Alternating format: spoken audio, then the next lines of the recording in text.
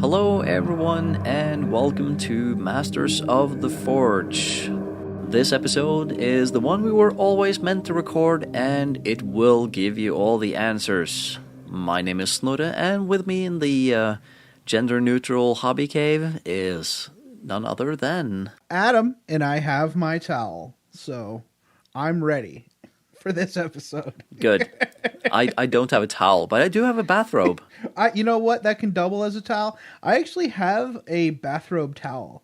I have a hood. I have a towel that has a hood and a pouch in it, so it's freaking awesome.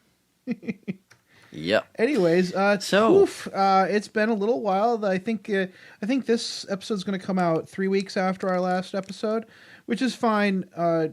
December is always a one episode month because of the holidays.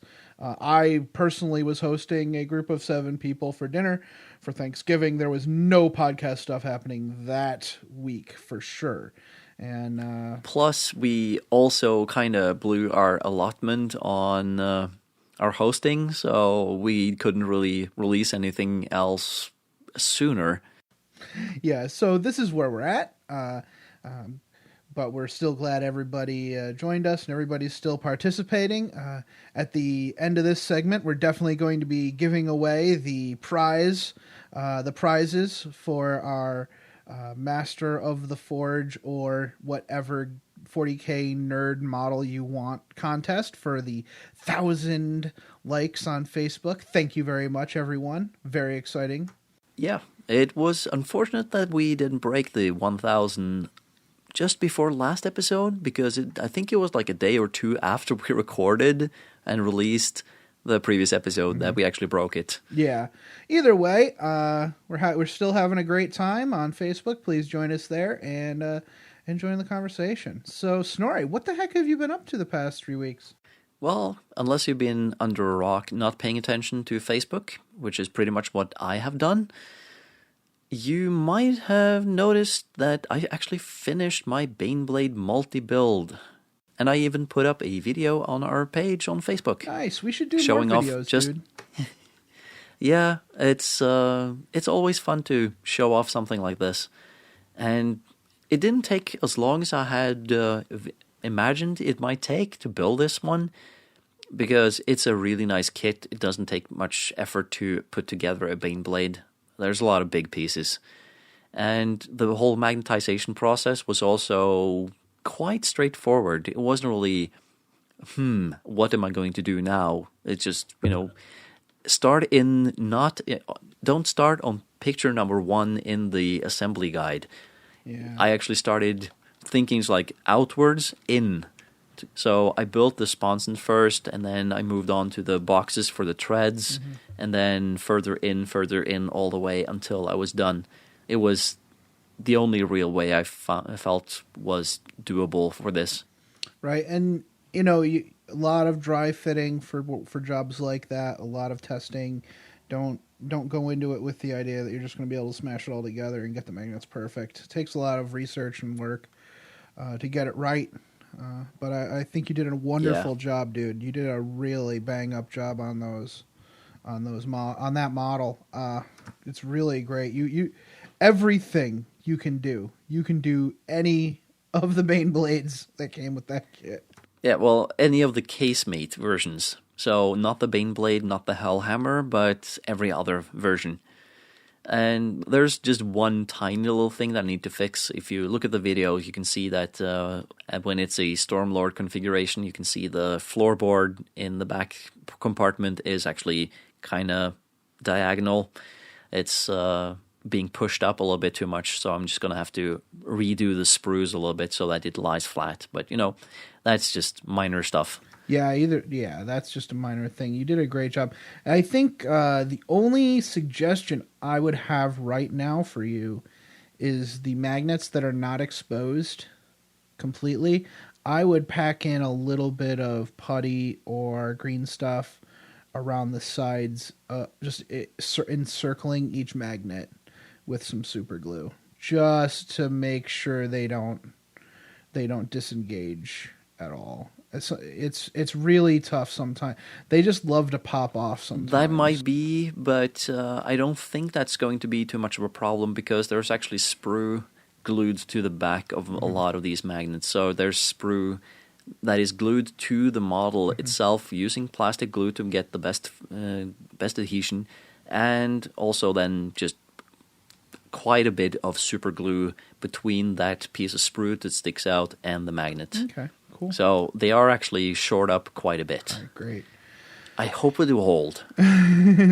Baby, hold together. Yeah. So I'm still reading Stormcaller, which is that book I talked about last episode, written by Chris Wright, the continuation of Blood of Asaheim, and I'm loving it so far. And the final point I have to talk about is that I picked up some Citadel paints for my Renegades, and that would be the Rakarth Flesh, the Drushi Violet Glaze, and Leadbelcher. I need to paint some flesh tones on my Renegades. They don't have a lot of exposed skin, but enough that I actually do need that I actually needed to pick up some flesh paint, and I didn't really like that really glowy flesh. It has to look kind of sick, and I've been just going back and forth. What am I going to do to get that sick look? But I asked one of the guys at Games Workshop in Oslo, and he was like, "Yeah, Rakarth flesh, because it already has a slightly darker tone to it, not a tan tone. Just it looks a little bit sickly already, if you ask me. And just glazing it with Drushi Violet will give it a really sick tone to it, and then just dry brushing carefully over it with another layer of Rakarth flesh just to make the purple sort of something that shows up in between. Yeah. And hopefully that should give them a nice sickly look, but not like all out nurgly, I'm so full of pus and I'm actually dead kind of look. Yeah, I did the same thing with my buddy's. He has a Nurgle army, but he wanted a Be'lakor for it, so I did. There was a bunch of purples that I used in that model to get some to still have that fleshy blood. There's coagulated blood or whatever, diseased blood in there. More of a human look than like a green, almost plant like look. I think that's something that can end up happening a lot. Undead or Nurgly models can sometimes end up looking like plants or even almost like golems, like stone golems and statues rather than undead creatures. Yeah, and I picked up the Leadbelcher because it's. So far I've been using the Vallejo Air aluminum paint, but it is so bright a metallic paint. Yeah. It's horrible for this kind of work. Right. It's great for pieces that actually need to look shiny, but for gun barrels and such, you need a darker tone, more like a gunmetal, or like good old gunmetal, and that's the closest you can get to that is Leadbelcher, if you ask me. Yeah, didn't it used to be called like Bolter my Baneblade Silver or something like that? Bolt gun metal. Yeah, it was called Bolt Gun. I think it was Bolt. Yeah, so I'm gonna redo all the gun barrels for my tanks and treads, various dry brushing bits here and there for just worn metal on other pieces, like bolters that are mostly black, but just a tiny dry brush of metal just to give them some scruff. That's really what the Leadbelcher is for. Excellent. And you've been a busy boy too. Oh yeah, well, it's been a few weeks, right? So, first of all, I am really enticed by the new Beast Arises series on Black Library. We're going to get a whole year of orc content, even though it's probably going to be mainly, 32k Space Marines killing orcs. I don't care. It's going to be pretty rad. And I don't know. I'm still a little upset that this year we're still not getting orc content in the advent calendar, but I will endure.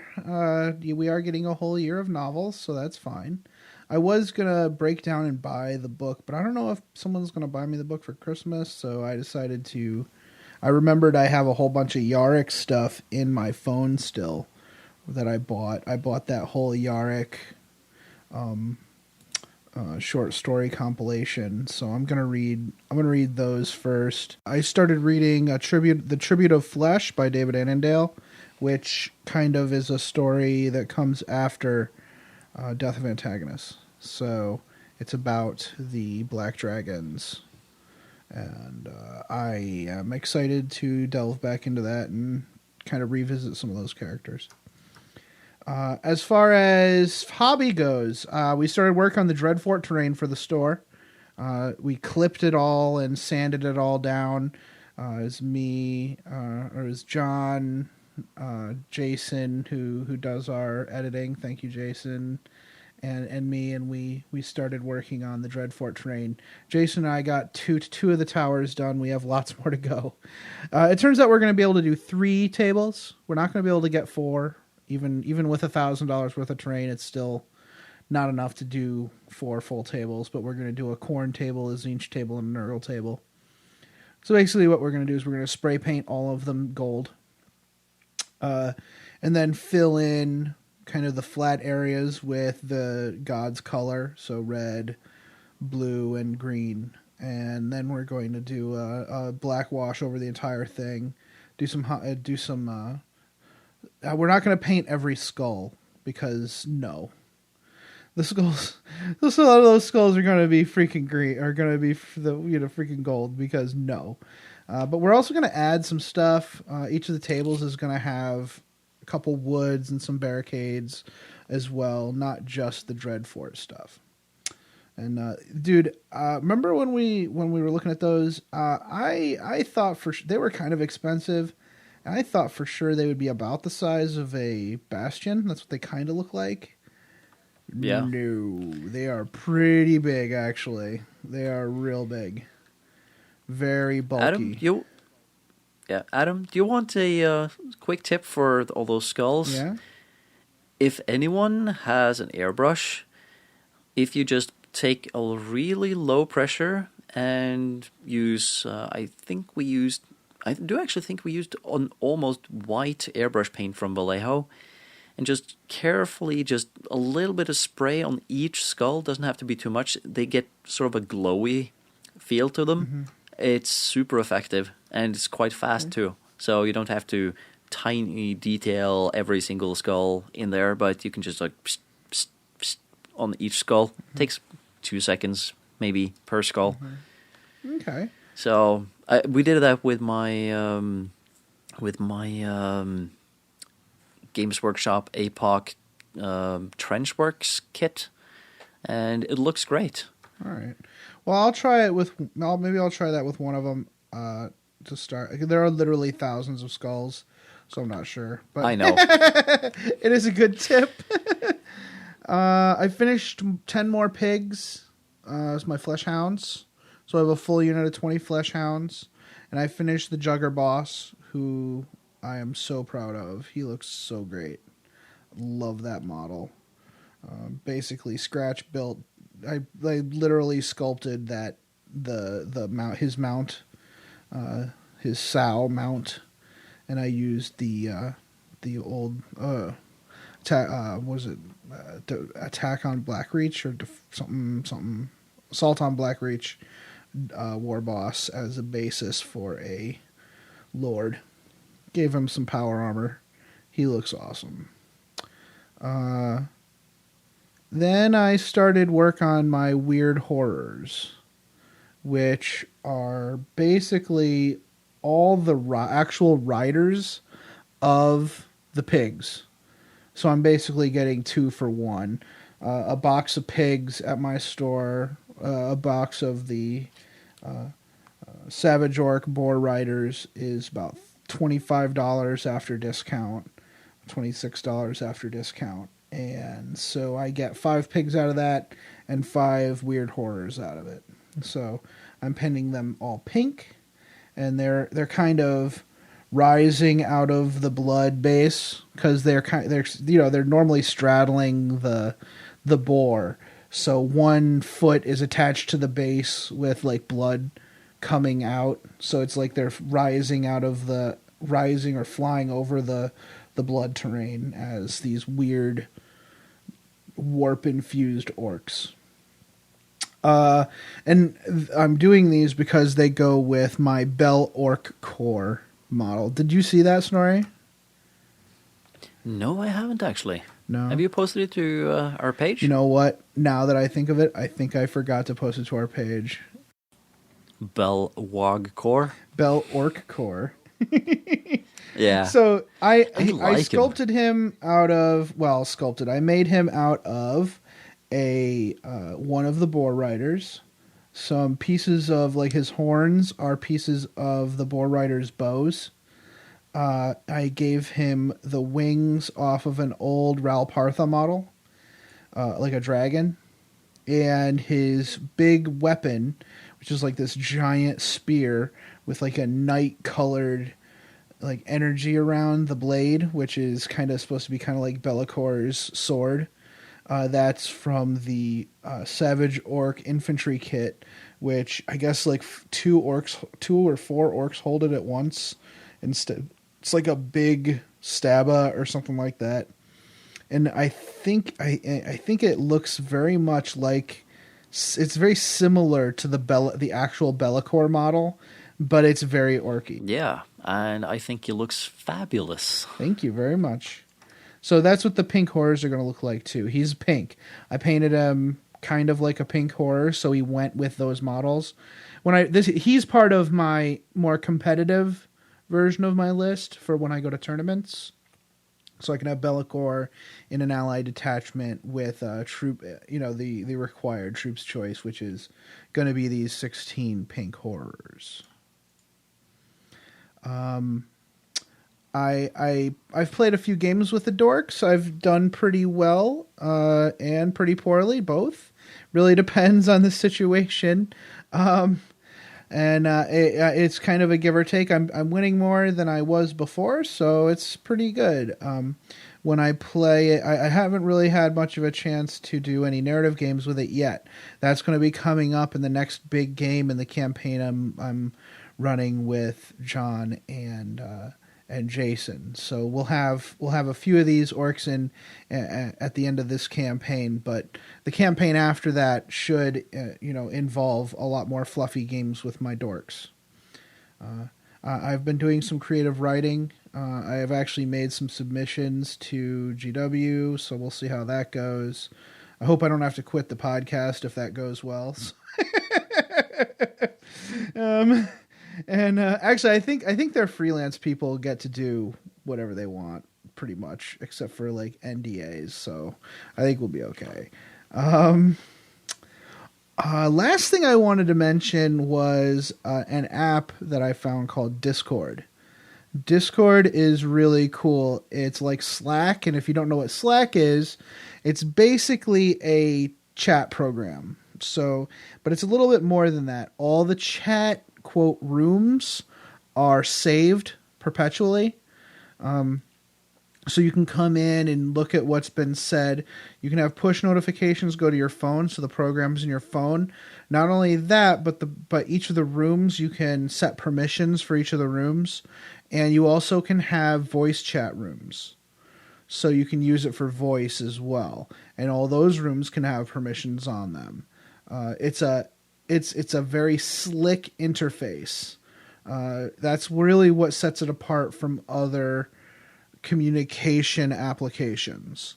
It's very slick and it's very permanent. So it's almost a cross between a message board and a chat room, and it's its own beast. I would suggest giving it a look, because my game group has really been able to leverage it very well to stay in contact, talk about the hobby, plan games, ask advice about things, and it's really, really good.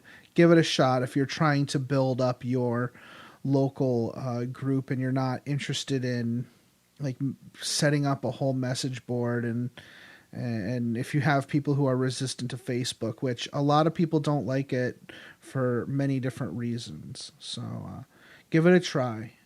It's a lot of fun. So I guess I can't think of anything else that we have to do.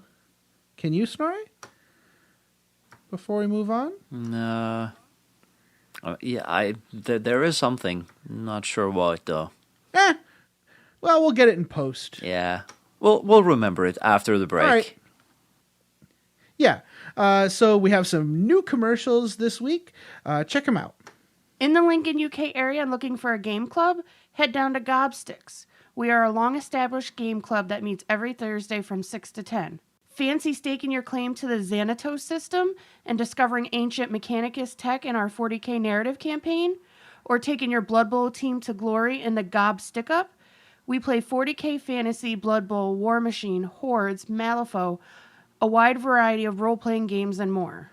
For more information, including how to find us and to speak to our members, head over to Facebook and search for Gobsticks, GOBSTYKS, or head to gobsticks.co.uk. Hey, Masters of the Forge listeners, are you looking to expand your Warhammer 40,000 gaming group? Do you want to start a 40k club in your area? Do you want the people you attract to be like-minded mofos? Do you want to advertise your YouTube channel? Or even attract more subscribers to your hobby blog or online community? Then what better way than to advertise on the Masters of the Forge podcast?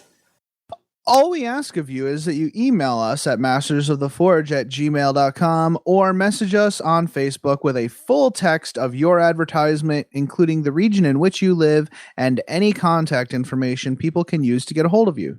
We will have one of our many tech servitors read your advertisement on the air. We promise not to make fun of you.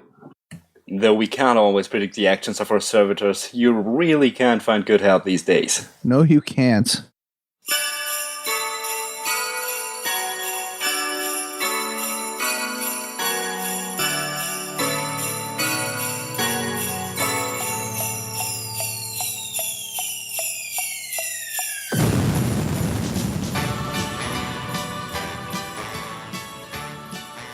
And it's time to talk a little bit about some alternative stuff that you can use to make your Imperial Guard, or Astra Militarum, or Amigos, as Camille used to say, look a little bit less like everyone else's Amigos.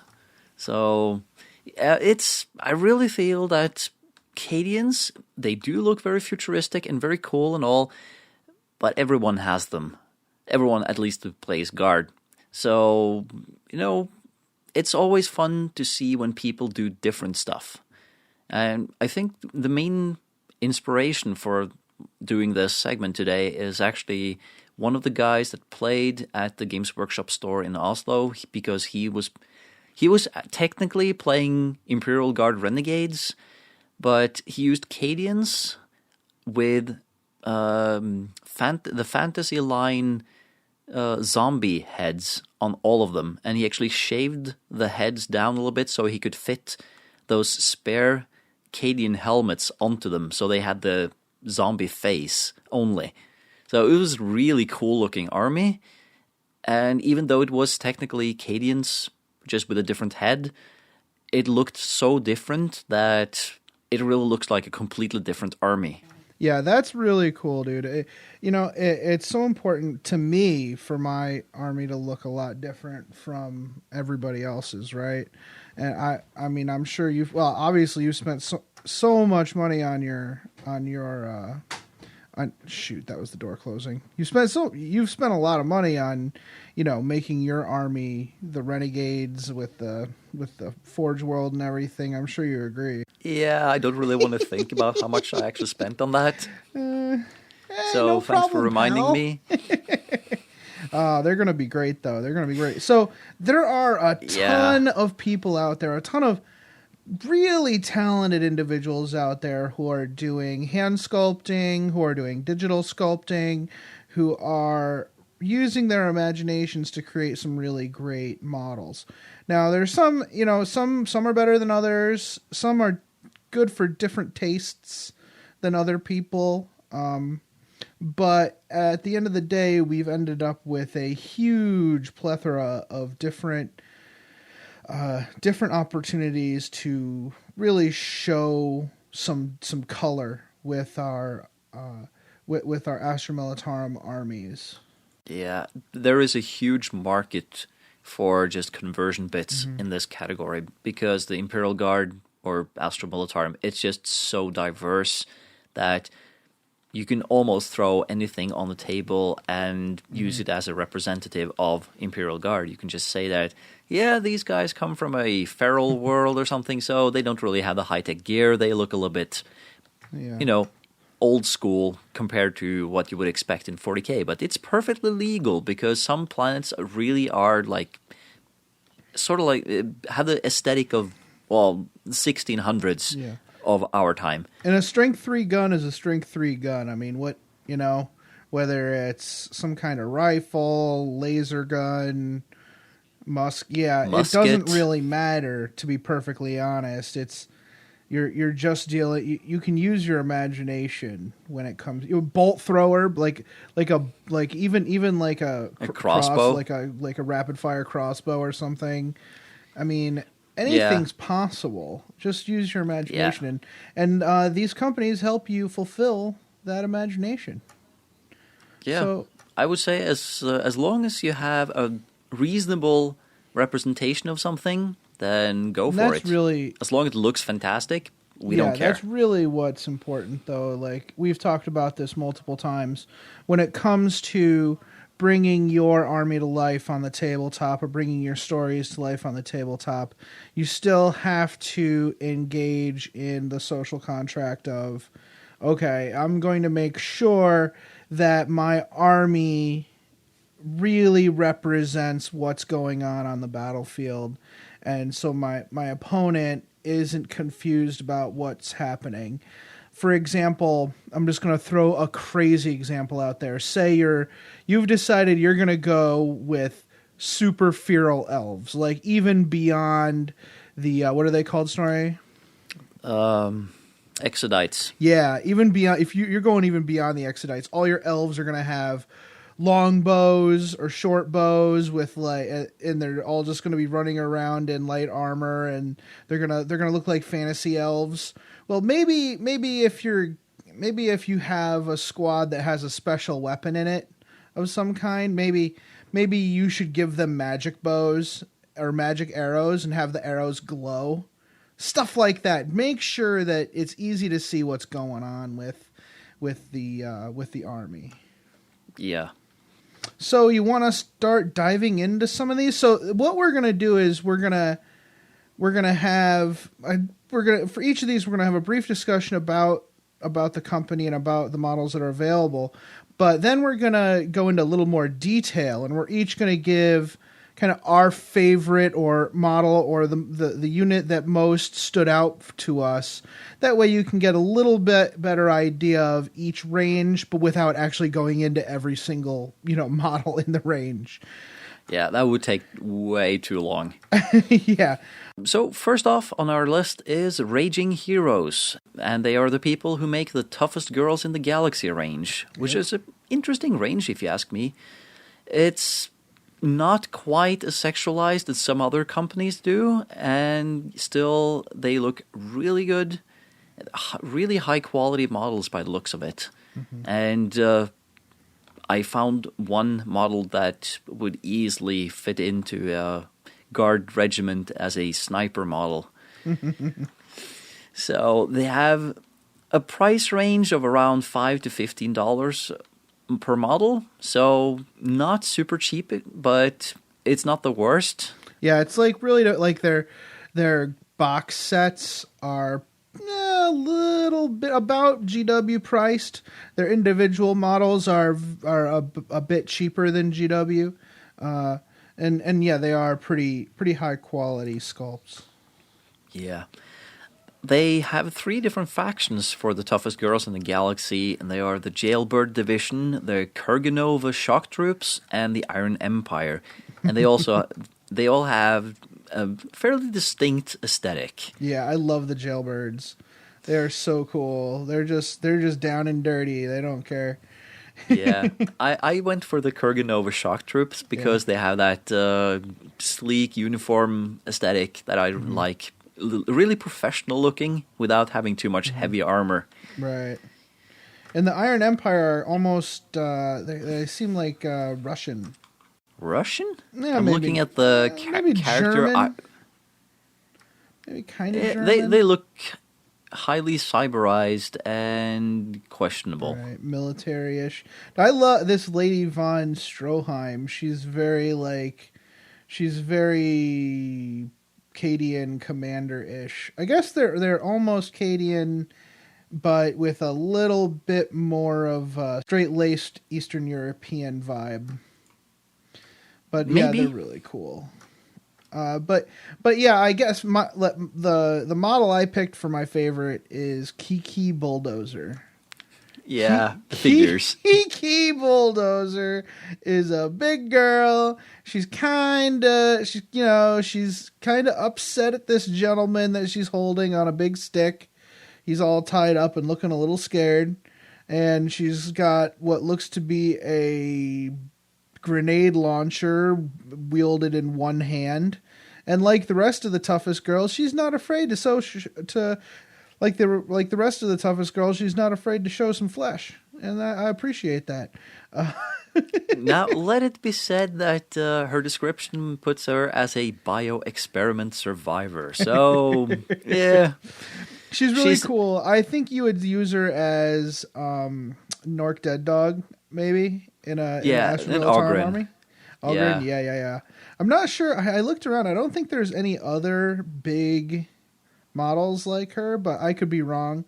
But you could just put her with some Bulgrin or Ogren, some actual Ogren models, and just say that they're her man slaves. I think that would be cool. Yeah. And the model I chose, as I talked about already, was the Kurganova shock troop Carmina Nox. She's an elite sniper, and what I fell in love with here was the just fantastic pose. Oh yeah, that is a really cool pose, Snorri. She looks so cool. She is ready to frickin' put a bullet straight through your engine block. Yeah, it's a sniper with a really dynamically posed flowing cape, and she's just leaning on one knee, just sliding. It almost looks like she's sort of sliding while firing a rifle, and it's beautiful. That is so cool. It must be said that this is a really cool. Again, this is a really cool line.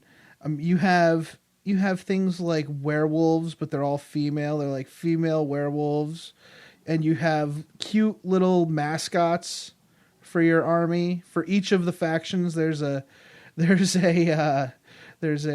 mascot, and it is just great. I strongly recommend this line, even though they don't know how to use fonts in their in their logo. I look at that and I go, what does that say? Raging Heroes? Okay, sure. But regardless, that's pretty much my only complaint. And also, some of them are a little over-sexualized, but what are you going to do? For the most part, they are beautiful models. Mm-hmm. Some of them look a little bit questionable. Right, but it seems to be mostly the special characters that sometimes get a little bit overboard. Yeah, and they do, and to be fair, a lot of their characters aren't, over sexualized either. Too, they've got the full high, popped collars, full dress, full long pants. They're not all over. They're not all super sexual. It's just they do have a lot of models that are like that and very pin-uppy. And that's if that's your thing, that's fine. That's totally cool. Yep. So I guess let's move on to the exact opposite of that. Let's move on to our friend Victoria Miniatures. Now there are actually two sculptors with Victoria. It's Victoria herself. She seems to do a lot of the Victoria does a lot of the actual people, the miniature sculpting. Whereas a lot of the mechanical stuff, like the weapon bits and stuff, are sculpted by a gentleman named Jake Snyder. What do you think? I mean, clearly we love Victoria's miniatures, don't we, Snorri? Yeah, they are much more regular looking, and there's female and male types. Nothing sexualized as far as I can tell, and sorry for bringing it up, of course. We are going to say whether things are sexualized because some people have a problem with that and some people really gravitate towards it. So we're just giving a fair warning here, I guess. Yeah, well, I mean, But- it's we're just giving our opinion about what the miniatures are, and if folks are into one thing, they can go to one company. If they're into another thing, they can go to a different company. Yeah, so Victoria miniatures, they're very neutral, and there's a lot of different types to choose from. Yeah. Oh man, these miniatures are. I don't know how she does it. This is a sign of somebody who truly loves what they're doing, right, Snorri? Like, Oh yeah, she's got the Victorian Guard, who are these.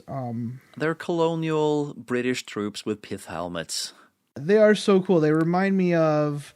There's a couple here that remind me of different British type soldiers throughout history, or European soldiers throughout history, and this is one of them.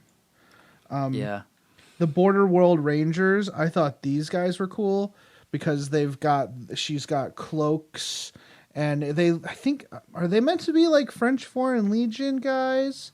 Because they've got the hats, like the cool like tipped hats. Either way, they're like in the field. These are folks that are probably used as veterans or something like that. yeah, they're survivalists, really. Yeah, exactly. There are some other model companies that do similar ones as those, but Victoria does a great job here. Now, the one that I chose is my favorite, and I even though I picked the kilt kneeling legs in general as my favorite model from her range, it's really the Highland Guard army that really tickles my fancy. If I had all the time in the world, Snorri, I would sit down and I would do a legit Highland Guard army with all the tartan and stuff all beautifully painted out. But I don't think I would have my sanity. Don't think I would retain my sanity after I was finished. Maybe not, because painting all that tartan, it's probably going to drive you nuts.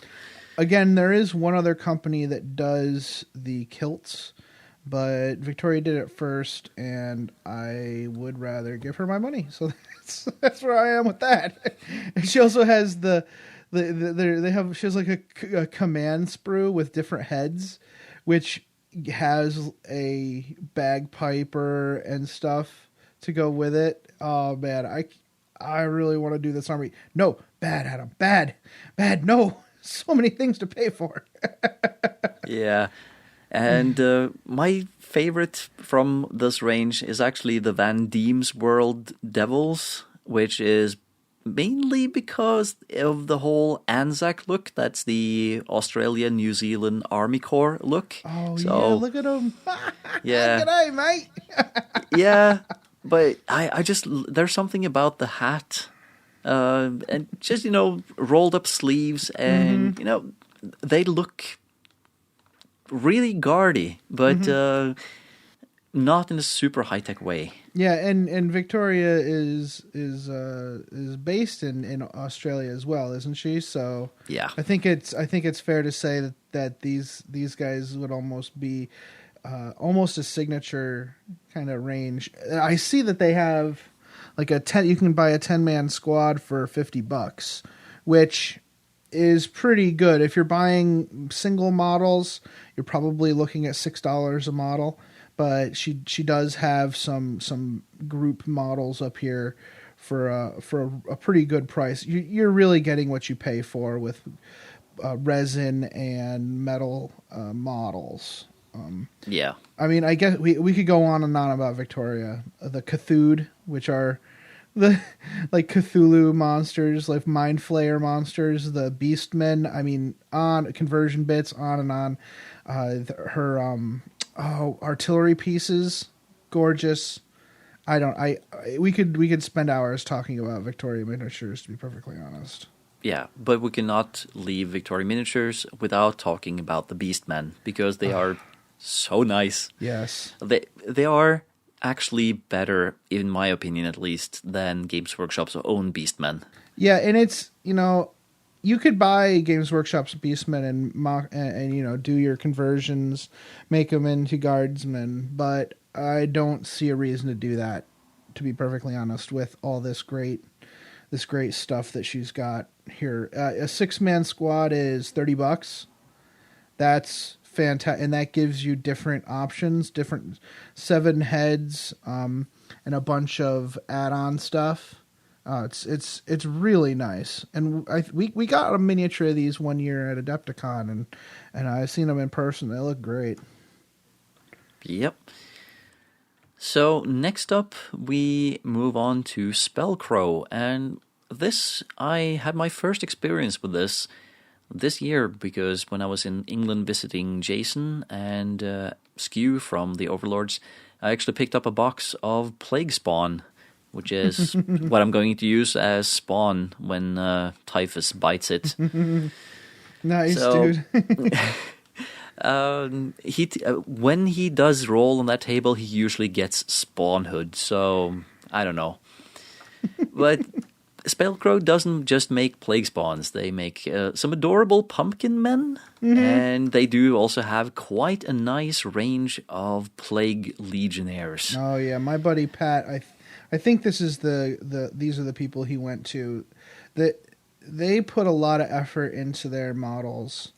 I think when he bought the plague dudes, like they actually had sculpted pustules and stuff all over the gating for the for the resin. Like the sprue had been somewhat sculpted because the sculptor was just like, whatever. I have some extra pustules. That's pretty weird. Right? Yeah. So good. So you have several different types of Space Marine or Chaos Space Marines that you can make from bits from Spellcrow. So many. For power armor, they're actually really good. So why am I talking about Spellcrow if they don't really have that much Imperial Guard?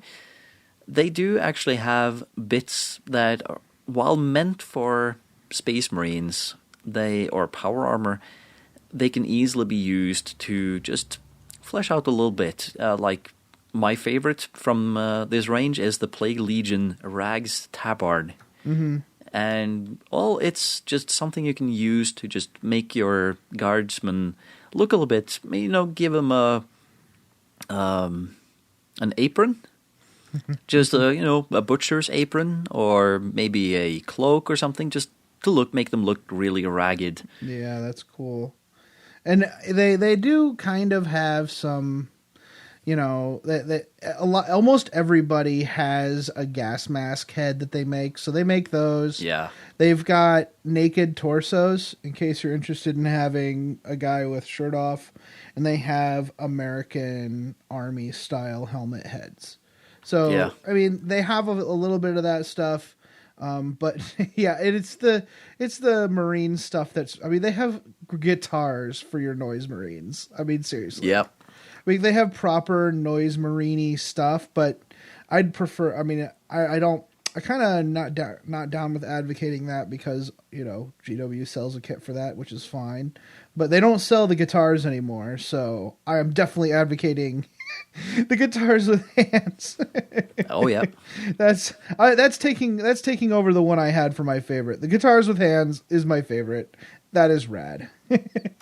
So Puppets War. Puppets War is a resin company in Europe that has been around for quite some time. They're mainly known for a lot of their orc stuff, but they do have a bunch of Space Marine and a Guard style fare. Oh yeah. You have the winter troops and the Bushi troops, the desert troops and alpha troops, and those are very distinct ones, or they have a really distinct aesthetic, because the winter troops really look like, late World War II Russians, a bit like the Valhallans of Games Workshop. The Bushi troops are very Japanese. And, desert troops, alpha troops. Alpha troops are kind of high-tech, aren't they? Yeah, the tactical troopers, they're kind of more like modern army, but they have special weapon guys for like $10 for 2, which is cool. I really like the way they have these trooper units, which correspond to their special forces units, which is basically IG versus Space Marine. So you can have your rank and file match with your elite Space Marine units. I think that's really cool. Yeah, that is nice. Like the Bushi Troopers unit are more serfs, where the Bushi Special Forces are samurai style, which is pretty neat. So, you picked a I picked interesting an orc one. Yeah. I love it. It is so good. I'm not sure I would pick these Bushi guys as my favorite. I think I really like the I think I really like the Winter Troopers more. I've always wanted to do like a Valhallan style army. Of course, I've always wanted to do every kind of freaking stupid army that's out there. But my favorite I chose, of course, was an orc model. That flying coffin, I own one of those. These vehicle models that they build are freaking huge. Like he doesn't even bother with sculpting walls that you glue together. He just gives you a giant hunk of resin. That's pretty mad. Yeah, there's no sprue. It's just like, here's a giant hunk of resin, and here I also sculpted some bits for you to glue onto it. Yeah. So I've got the bus and the flying coffin, and both of those are just hunks of resin that you glue stuff onto, basically. It's really funny. Resin isn't expensive. It's just not. It's more. What's more expensive is the molds, the molding, that you have to constantly replace. Yeah, and if people are wondering what this flying coffin looks like, think of a Heinkel 111 and make it orky. Cool. I don't know what that is, so thank you for explaining it to people. Yeah, I try. What was your favorite, Snorri? I was really tempted to say that the Bushi Troopers were my favorite, but, I already have some Japanese-looking Mishima for Warzone, so yeah, there was just something slightly off about them. So I went with what you would like to go with. I went with the Winter Troopers. Nice, dude. Because I really like that cold weather look that they have. It looks a little bit high-tech, but they still have the old-fashioned, trench coats and the fur hats. So they do look like just plain old soldiers with a little bit of high-tech. Nice. We forgot to mention the fact that Puppets War does some great vehicles, too. Whereas I think a lot of these other companies kind of touch on vehicles. They have, like, a tank to represent, like, a Chimera or something. Puppets War goes all in with vehicles. They have like the Big Mama cannon that actually does fit perfectly onto a Rhino, even though they do have their own APC model. I use that Big Mama cannon for one of my orc looted wagons, and it would be great for a Vindicator if you wanted to do something a little different. I think it would look really nice. What else? Oh, they also have that flyer that has the fans on the wings. And I think it was meant to be kind of you could be kind of whatever you want, but I think it's supposed to be used for a storm talent if you want to. As far as prices go, the a tank would be about $30. Same thing with the flyers. Flyers are between like $25, $30. A very big tank that they have is $40, so USD. So you're really looking at reasonable pricing for these models, and I guess shipping isn't too bad either. You're still better off getting everything all at once, but if you wanted to build a IG army with some tanks like a Wyvern or a Hydra, he's got this really cool like semi truck that you can, that basically the back part that would normally be where the container attaches to instead has a turret with a quad gun or a quad missile launcher. So I think these look really nice. They're going to be really heavy though. Yeah. I warn you now, you're gonna tear your back out when you lift these up all at once in your bag if you go all Puppets 4. So let's move on to the next company, which is Pig Iron Productions. And these guys have a lot of different foot soldiers for Imperial Guard-like units. You can have just what looks like civilians, which could be cool as a sort of a ragtag militia kind of army. And they also have more sort of high-tech looking people. And, there's quite a bit of different aesthetics to go for here. Yeah, but also very similar to the fare other people have. I think that's the Pig Iron's cool. They have some characterful IG models, but I think there is a lot here that we've seen elsewhere. That may be. I think the big difference is their stuff is pretty inexpensive. My favorite, which are the Colony Rebel Specialists, which are very similar to Victoria's Scouts that she did. So whereas a unit of her models would be about $50. So these guys are pretty inexpensive. It's about $16 for 4 models for them. I'm not sure why that number. Probably because you're going to buy 8 regular guys and 2 special weapon guys. I don't know. But they're going to run you about $40 for a unit rather than $50 or $60. So it's not too bad. Still, I'm pretty impressed with a lot of the sculpts on this site. Yeah. I do like those. I guess they're supposed to be named Stage 2, the zombies. Oh, yeah, those are pretty cool. Yeah. So, yeah, like you said, you like the Colony Rebel Specialists. I like the System Scavengers here. They kind of look like Scions, but not quite so, polished looking. They look more like they're just managed to scavenge, as is their name. Just some tech gear from various sources, managed to just stitch it together, make it work, and they're running around looking really high-tech, even though they probably aren't. Mm-hmm. But, it's cool aesthetic. Right. So, let's move on to the best. Your favorite. My Cromlech. Here's the thing about Cromlech. This is a great option for an IG army. And I'll tell you, even though I don't even think they even actually have any IG models. I don't think they have a single actual, human military model, whatever. They do actually have a couple, but the selection is very small compared to their orc selection. Yeah, so for the purposes, they have kilts, which you're gonna buy Victoria. They have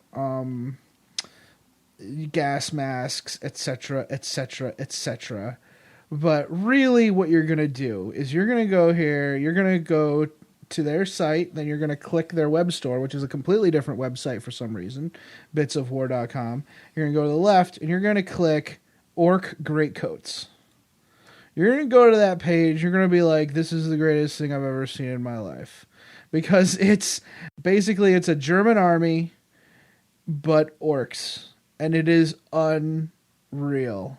And you can build either an orc army, an IG army, or both using these bits. So what you probably end up doing is running this army as both IG and as orcs.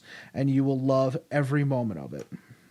Yeah, I think those orcs look so hilarious. The orc pilots are some of the most fantastic looking orc sculpts I've seen. So good. Simply because they just look so hilarious. Yeah, and they have proper like orc. I think they're more leaning towards actual orc army because a lot of the characters are orky. Like we have a guy with a custom force field, and we have got a guy with an axe, and we have a doc, like a doctor. But at the same time, we have these very infantry, non-threatening looking commanders that could go with. It could just be an IG commander. We have an officer, and you have things to represent. I want to. I'm pretty sure it's on purpose. The Death Corps. I think these are meant to be played as Death Corps because they have lots of howitzers and field guns for this range, and that's that's the Krieg, right? And they also have the robot mines, right? They have orky versions of the drone mines, and they have a control. He has a controller up here for that unit. So I'm thinking that that's kind of what that's meant to be. You're either meant to throw these in as an orc army or go for a Death Corps army with it. And I think that's fantastic. Absolutely fantastic. So yeah, you can find Chaos Marines, and you can find some Demons, and also some Space Marine alternatives in this range. Mm-hmm.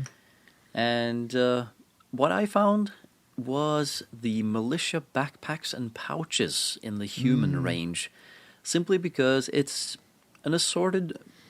it's just an assorted collection of various backpacks, some big, some small, and it really looks like something a militia would throw together because it really is, a regular backpack for hiking or something that you just filled with explosives and ammunition and just took off. It really looks like that. That is cool, and and looking at the range, he does seem to have quite a bit for these Highlanders, dude. It's a little appealing because they're so inexpensive. No. They even have a female psychic. I never saw they had a female psychic. Look at that. That is awesome. Now I'm just talking into the radio. No problem. No, there is legit a female psyker on here. I would buy this right now if you play Imperial Guard because that is awesome. Have a lady in your army, for God's sake. All right, let's move on. We are moving on to Anvil Industries. And they do actually have a couple of different ranges in their Afterlife series. You have the Republic Grenadiers, you have the Unity Council, and you also have some vehicles. Mm-hmm. These are all right. They're very... I'm reminded of modern video games. What do you think? I looked over this range and just nothing... To be honest, it's not bad at all. It's just nothing spoke to my preferred aesthetic, so I just couldn't find anything interesting to me, at least, in this range. Right. I think you could look at this as... You could look at these as a great bargain, though. There are a lot. You can get 10 models for 19 of your finest European, whatever that is. So we're not talking about Americaland Funbucks? The hell is it called? Euro. Yeah, 19 euros, which I guess is $25. I don't know. Whatever the Ladies case and gentlemen, this is just how educated our American friends are. I clicked the button. Hold on. All right, scrolling down. All right, yeah, okay, 10 guys for $30, which is really good. That's a great price. It is. Yeah, there's nothing wrong with that. You got robots, you have drones, you have all kinds of... They actually have some pretty neat vehicles if you're going for more of a rugged aesthetic. So I think really what Anvil Industries does well is their conversion bits. That's my personal opinion. You can go here and get 5. You can go here and get 5 combi meltas for $15. So that's not bad. Nope. It's just not my kind of stuff. Right, right. Yep. Let's move on to the next in our lineup, and I see that Adam is about to jinx it again. I am jinxing it, and I don't even care. You know why? Because when you look at this freaking range, sure, yeah, these guys are freaking awesome. You can like put together, what are we talking about? Like, you can put together a squad army if you want. There you go. There's another year down the line saying squats, but this beautiful range has so much to offer. It does. I wouldn't even know where to begin and start. I'm going to actually just start with my favorite model because it explains everything about this range. I love the Rotten Lord on Mutant Snail. Yeah. just the name alone is hilarious. It's legit a gigantic snail with armor and a like plaguey ogre guy riding it on its shell into battle. So I guess you could run that as a herald on Juggernaut, Nurgle, or well, I guess not Nurgle, but like a herald riding some kind of, I don't know. I don't care. I would just buy this model to paint it, to be perfectly honest. It looks like he's cobbled together armor from the heroes line of some of the heroes, because some of this armor is very intricate and nice. It's all like kind of cobbled together to protect this giant slug, or this giant snail. Which section is this, by the way? Oh, sorry. This is under Monsters. 28 millimeter Fantasy Miniatures Monsters. Yeah, okay. Oh, there we go. 42 euros. 42 euros, so $60. It's worth $60. Straight up worth $60. But this thing's huge. It's so big. It's so big. But there are some things in here that let's talk about the actual like possibilities for Astra Militarum. I think my favorite one for Astra Militarum would be the Cthulhu Cultist, because you can start talking about the like Gene Stealer cults. I think the same thing would go for the Cthulhu line from Victoria Land. Yeah, like is true. They like these guys have a Cthulhu line for them, and I think that combining those two groups together, along with some other stuff that we've been talking about, I think you can start to put together a nice looking Gene Stealer cult army. To be perfectly honest. Yeah. There's just something magical about anything Cthulhu. It's true. I mean, most of the people who design these games, and even write the background of 40K, also love Cthulhu and have a background in writing about mythos. Yeah, just look at Alan Bly. Yep. Heads up, Horus Heresy Writing also writes Cthulhu on the side. And so does David Annandale, also writes Cthulhu on the side. Yeah. My favorite in this line was the sci-fi Cossack ogres. I really like these guys. They are perfect as Ogrin stand-ins. Nice. Oh yeah, those guys are freaking awesome. They're big. They got the big belly. They have the big bald head, and they have big pistols and, pants, furry cloaks. Yeah, they look really both sci-fi with their guns. They look Cossacky with their clothing, and they definitely look like ogres. I really like those. I do think that it's possible the other range, the other 28 millimeter sci-fi stuff is all 40K, or sorry, the other 28 millimeter sci-fi stuff is all Space Marine related. Even the dwarves are kind of meant to be played as Space Wolves, I think. Yeah, but then again, they're dwarves, so if you want to play them as Imperial Guard, they're just typical dwarves. They like to make armor and make weapons, so of course they have armor. That doesn't mean it's any good. Right, and I guess I just made heresy there. Well, here's the thing with Cybor. Cybor is not a discount.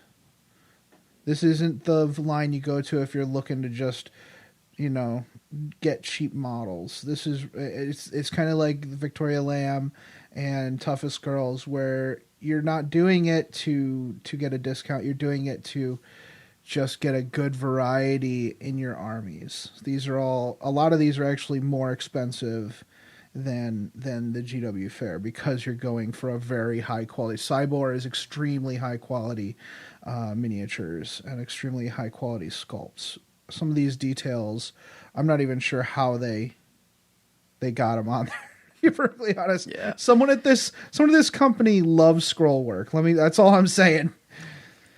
But this is really one of the places you go if you want to spice up your regular army, not so much building an entire range. I wouldn't, unless you're going for the dwarves, and then you're kind of out of your cotton picking mind. But they do have dwarves riding bears. Yep. So there's that, right? So that's what we got going there.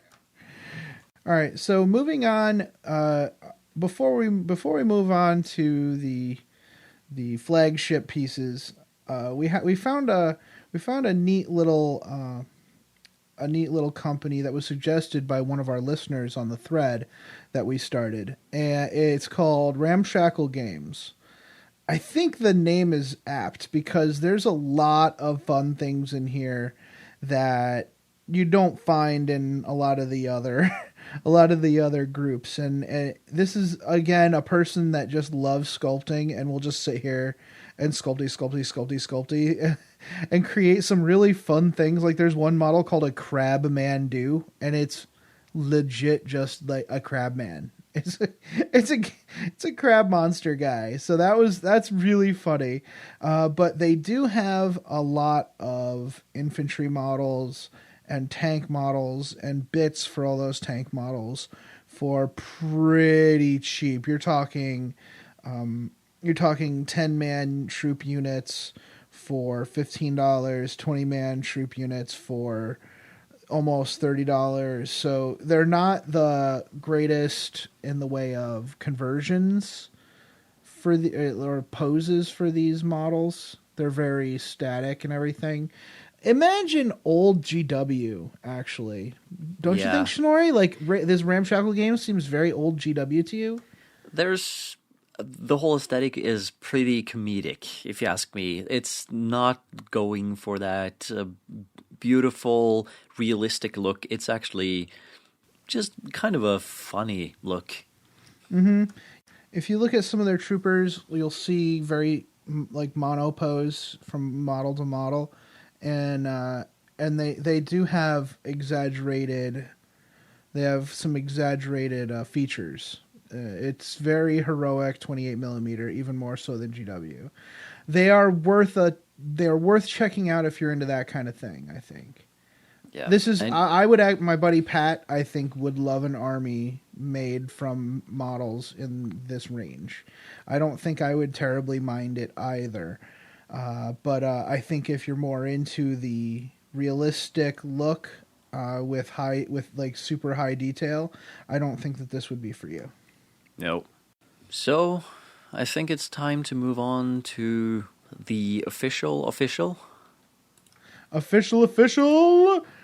do we start with? Let's start with Forge World, because they're the outlier in the, I guess you could call them an outlier in the GW realm. So, I mean, we all know who Forge World is. We all know the super high quality at, let's actually be honest here, pretty reasonable prices for what you get. Yeah, it's starting to become comparable to Games Workshop, it actually. Yeah, it has. And I'm just going to say that I've been going through the IG stuff, all the Astra Militarum stuff, and I have to say that these Death Riders are my favorite. I think they are so cool to have horses with gas masks. That was pretty rad, actually. And the whole concept of having cavalrymen riding actual horses into combat with lances with shaped charges on the end. So cool. How grimdark 40k can you get? Yeah, on a landscape blasted by nuclear war. Yeah, Yes. it's like, Yes. who would ride a horse straight at a tank with a shaped charge at the end of a long stick? It's so orky, actually. It actually kind of is. Well, sometimes the IG is pretty orky when you think about it. Oh, yeah. But So, I don't Forge World... Sorry, oh, go ahead, sorry. buddy. You go ahead. Yeah. So Forge World offers several conversion ranges. They have the Chaos Renegades, they have the Elysians, and they have the Death Corps of Krieg. Those are the main ones, and they also do have some special Cadians, mainly hostile environment stuff for your Cadians. So Death Corps of Krieg is very much World War I aesthetic. It's gas masks, trench coats. I guess they're more of a French look than a German. At least in my mind, it clicks a little bit with the French look from World War One. That may be because they were afraid it would be too easy to just put spikes on top of the helmets, So that might be why they don't quite look so German. Yeah, the Elysians you can use them as just high-tech looking Cadians with some interesting gear, but they are really drop troops. They are like specialists in airborne assaults. And of course, Chaos Renegades are Chaos Renegades. And that line has received one heck of a revival because thanks to Warhammer 30k, or Horus Heresy as it's supposed to be called, Chaos Renegades now doubles as a cult of the Imperium. Mm-hmm. Yeah, I think. And also, the Imperial cult. There we go. And that Imperial Armor 13 book really did a great job of opening up IG to other armies as allies to other armies as well, including the orcs and chaos and stuff. Getting some more options out there for people to look at Forge World and think, well, maybe I want to try some of these tanks out, or try some of this weird infantry out. So take a look at Forge World if you haven't before, especially if you're looking at IG, because there are so many tanks for you to use. Yeah. So many tanks. They are awesome. Yeah, and remember that before Horus Heresy started, Forge World was pretty much all about Imperial Guard and Titans. And some Eldar, and some conversion stuff or alternative models for various armies, but I think 90% of Forge World was dedicated towards Imperial Guard. Yeah, they were all treadheads, basically. Oh, yeah. Who wanted to make tanks. That's pretty much it. And so far this episode, we have put our favorites in different camps, but in Forge World, we actually chose the same faction. You love the Krieg Death Riders, and I chose as my favorite the Krieg Commissars. Oh, I don't care which one you awesome. take. Yeah, I don't care which one you take, whether it's a standalone Commissar on Horse. Oh, actually, that's right. The Commissar on Horse was I think it was a Games Day special, so you can't get that one. And I know I don't have it. But you also have a Krieg Commissar tank commander, which is also pretty awesome looking. So, yeah, there's just something about that Star Commissar look with the gas mask. It just, I love it. Nice, dude. Nice, yeah. It's the thing about the Commissar in a gas mask is he's even less approachable. He cares, especially a Krieg Commissar, he cares even less about your problems, Yeah. He is there to make sure you stay in the fight and the job gets done, right? Oh, yes. And we actually forgot one thing that was not in Nottingham Central. We actually forgot to talk about Shapeways. Shapeways has really been an explosion of opportunity because, anyone with decent skills when it comes to 3D design of bits can make a 3D model and sell it on Shapeways. And I do know several people in the community that have ordered bits from various sellers on Shapeways, and it seems like the results have tend to be quite good. Mm-hmm. Yeah, and the thing is, if you want something exactly a certain way, some people, they want exactly what they want. They don't want what's offered by Games Workshop. They don't want what's offered by a third party. They want this exact thing. And there's nothing wrong with that. And there's lots of people out there who will sculpt it for you, or you could learn how to sculpt it in CAD or whatever. And or you can actually just go on to Shapeways and it may already be there.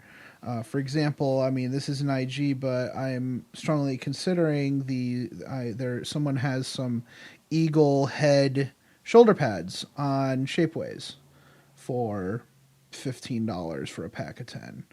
I'm strongly considering that for my Star Eagles. That's going to be a lot of money. That's like $150 for all my freaking Star Eagles, but whatever. It's only money. Yeah, right? It's nothing compared to the joy of knowing that you have an awesomely customized army. So give it a try. Check it out. Yeah, I think you'll be surprised some of the quality of the stuff that's on Shapeways. So we're also going to talk briefly about Warpath models from Mantic Games. Now, I think that they're right at this moment there is a Kickstarter up to kind of reinvigorate the Warpath game, because there's very little on the site right now for that game. Yeah. It's supposed to be a lot of the GW alternatives. That's kind of what they're doing. Their entire model is, let's make cheaper versions of GW stuff, which is true of their Kings of War game, and which is kind of keeping alive the spirit of the Warhammer 8th edition style of play. And there is a bunch of 40k equivalents, but like I said, it's a little barren on the site. But I think Snorri, you saw a race that you really liked on there. Yeah, the Vermin. That's the VEERMYN, not the Vermin. Yeah, Vermin. Vermin. It's basically Space Marines crossed with Skaven. Yeah, and that of course instantly appeals to me. Yeah, I think they would be a pretty good Astra Militarum army. I guess you could go a lot of ways with that army, to be perfectly honest. Use it for a lot of different stuff.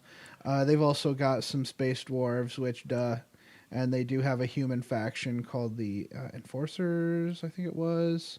And there's a corporation that used to be up there, and they're all kind of human armies. But something tells me they're kind of going to be rehashing a lot of this stuff. So I guess go check it out, but check out that Kickstarter, the Warpath Kickstarter. But I guess it's going to be coming down the pipe soon. Yep. So, unfortunately, not too much talk about with the Mantic Games section, but let's move on to the next one, which is... So next, I guess we'll talk about the flagship Games Workshop. Now, clearly, we have options available for IG and Games Workshop because they made the damn thing. Yeah, but of course, we're not going to look at Imperial Guard for Imperial Guard. We are looking at other ranges. Mm-hmm. And I think the best range, or actually the only range, So how do you go about using Games Workshop kits as alternatives? Well, you look at something called Age of Sigmar. Yes, yep. I actually made it. I actually didn't say Warhammer Fantasy. The Beastmen, fantastic, perfect.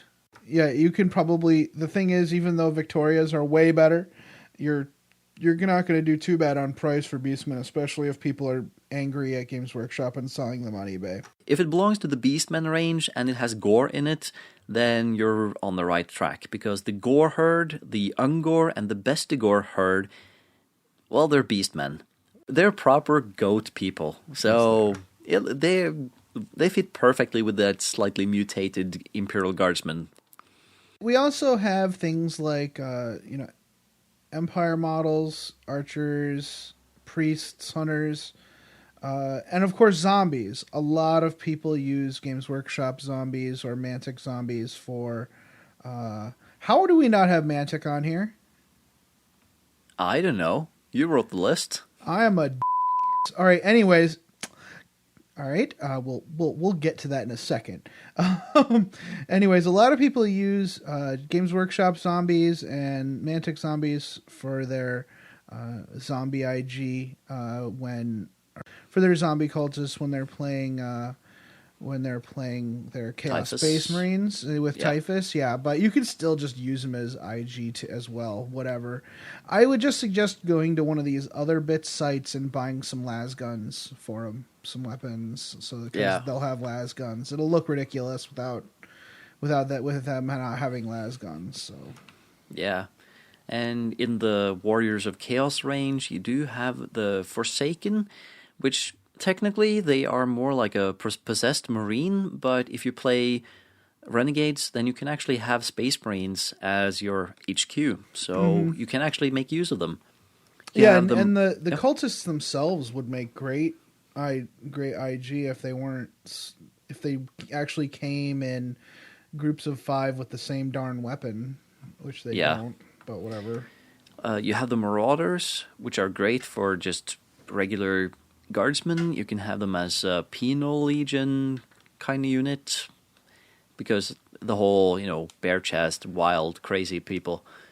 And you also have the Warriors of Chaos, which would make excellent stand-ins for Chaos Marine HQ. I really like the Sorcerer Lord that you have in the Warriors of Chaos range. It's a male in a robe with its gigantic horns, and he has the same kind of staff that Ahriman has. Yeah, it would make an excellent rogue psyker. Nice. All right, cool. There's also Wulfric the Wanderer, who could make for an excellent Nurgle Lord. At least with the paint job that he has on their official site, he does look quite Nurgle-y. Nice. Sort of a fallen space wolf, actually. Oh, very interesting. Oh, Wulfric, right? Yes, Wulfric. Nice. So, what do you have down here as your favorite? Mine's the Beastman, obviously, but what's yours? Mine is the Witch Hunter from the Empire range, because it looks like a proper Inquisitor. Nice. All right. Yeah, I'll check that out. And since I've mentioned a couple of Space Marine or Chaos Space Marine alternatives here, I'm also just going to throw in that the Vampire Count range has dragons that will make excellent Helldrakes. And also the Warrior of Chaos range has the Slaughter Brute, which is a perfect Mauler Fiend. If you want it, I wouldn't even swap parts, because a Mauler Fiend is a demon engine, but the Slaughter Brute is a demon. They have pretty much the same look. It's just one is sort of flesh and the other one's just metal. So it's just slightly different aesthetics to the same kind of idea. So I guess that's it for our awesome holiday shopping for Imperial Guard players, alternative models on your tabletop of awesome segment. I feel like there was something else we should do before we moved on to the next segment. Oh, I know. We forgot to pick the winners. Okay, we promise right after the break, okay? Right after this segment, or right after this break. What? Do you play more than one mini war game? Or do you like listening to shows which discuss other games and pan hobby topics? Combat Phase is a weekly podcast covering the whole hobby for gamers. We also interview a lot of Black Library authors. Join Kenny and Robert as they try to grow the hobby. Combat Phase. Well, thanks for sticking with us. In this episode, and we have for you www.combatphase.com. a little Christmas present. Yay! I love presents. Who doesn't love presents? So what we're doing is we're doing a fluffy, not so fluffy, certainly not competitive series of missions that are Christmas themed. And it's certainly tongue-in-cheek, not really meant to adhere too closely to the lore, but But we came up with a bit of background for it anyways, because who can play a game without a little bit of story to go with it? Duh. Snorre, can you give us a little taste? Yes, I can. On Terra, when the cold wind starts to blow in the northern hemisphere and the sun begins its relentless summer cycle in the south, folklore among the people of the Imperium tell of the Emperor's birth. There are a great many conflicting stories about whether or not it is his actual date of birth or even whether he has simply been around since the dawn of time. Others whisper that, rather than the day of the Emperor's birth, it is the day of his rebirth, a time yet to come. Regardless, this is a time of great jubilation for many loyal to the Emperor of mankind. The Ministorum, of course, doesn't stop this celebration. Whether the conceit of the day is canonically correct is immaterial. The fact that the holiday inspires faith in the Emperor and improves morale immensely is of great value. Also, gifts from the meager to the grand are traditionally exchanged on Emperor's Day. The revenue this generates throughout the galaxy is enough to keep some forges and even entire planets working. What's more, the morale boost from the celebration has been shown to increase productivity throughout the galaxy by 5 to 10% for up to 4 standard weeks prior to that day. The Ministorum has an entire division devoted to the bureaucracy of the celebration. The most mundane duty of the Emperor's Day Division is in the management of the manufacturing and distribution of handmade relics and alcoholic sweets. They also maintain all the statutory edicts on how the holiday must be observed, including any limitations on revelry and which hymns are officially sanctioned for singing. However, the most famous and popular of the Ministorum's duties lies with its head priest, Imperial Saint Nicholas.